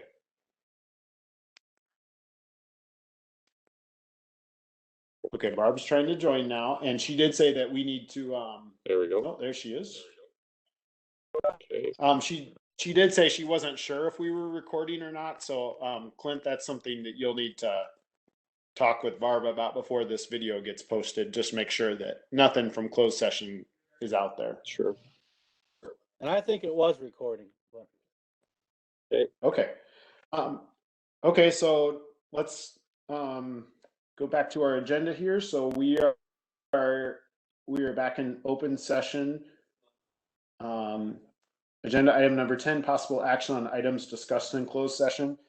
So I'll make the motion to that the ethics board has in our record, which is our minutes, the statement that we reviewed the bid process for the purchase of a mower for the fairgrounds and have determined it was carried out appropriately according to Rule 14 of the county board.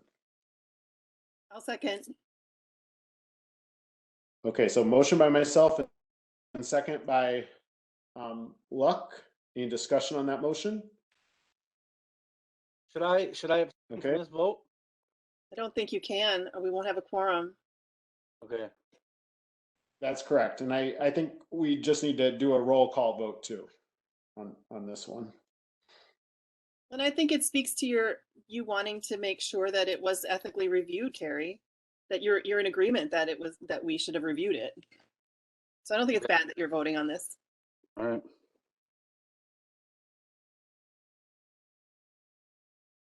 Okay, so, yep, go ahead.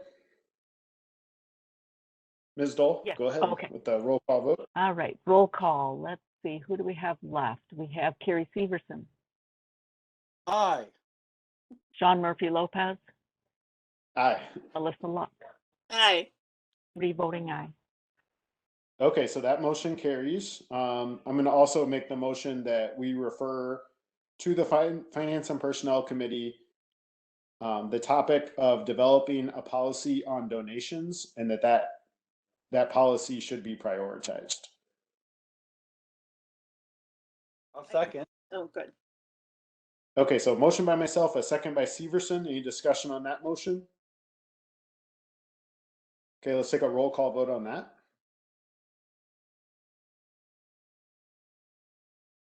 Okay, let's see. We are at Sean Murphy Lopez, Aye. Melissa Luck, Aye. Carrie Severson, In favor. 3 voting aye. Okay, so that motion carries as well. Thank you, Ms. Dole, too, for taking all these roll call votes today. We appreciate that. Agenda item number 11, future agenda items. Supervisor Luck, do you have any? Gosh, no, I think we have enough on our plate right now. Thank you. Supervisor Severson. No. Okay, so that takes us to number 12, adjournments. So I think the question is, do we want to adjourn to our regularly scheduled meeting in April? Or do we want to hold off on that? What do folks think? I mean, if we're going to present this to the board as is at a special meeting, I don't think we need to meet until after that and we know what they've said, right? Yeah, I guess the reason I'm bringing this up is so it'd be Thursday, April 7th, and I believe our regularly scheduled time was 10 a.m. Am I remembering that right, Mr. Langreich, to not conflict with Board of Adjustments? That is what we're scheduled at. Thursday, Okay, so Thursday, 10 a.m., November 7th. I'm sorry, April 7th. Okay, so how about I just entertain a motion to adjourn to Thursday, April 7th at 10 a.m. So moved. via WebEx and in the county boardroom. I moved. Okay, motion by Luck, Second. Second by Severson. Any discussion on that? Okay, I'm in favor as well. So all those in favor say aye. Aye. All right, we're adjourned. Sean, are you still planning on going to land conservation? Yes. Okay, I didn't know if you were feeling better. I just wanted to make sure. I'm feeling 'cause- better. Okay, all right, because I'll be chairing since Steve's not there. Yep, I'll definitely have my mask on, but I don't think I'm contagious anymore because most of my sneezing and, well, no, my sneezing is totally gone, just a little cough, but I'm definitely at the tail end. So Okay, I'll be wearing my mask, sounds good. but I feel really good now. So Good. Okay, we'll see you then. see you later. Okay, Bye. bye. Thanks, Clinton, Cheryl. Thanks, Carrie. See ya. Safe.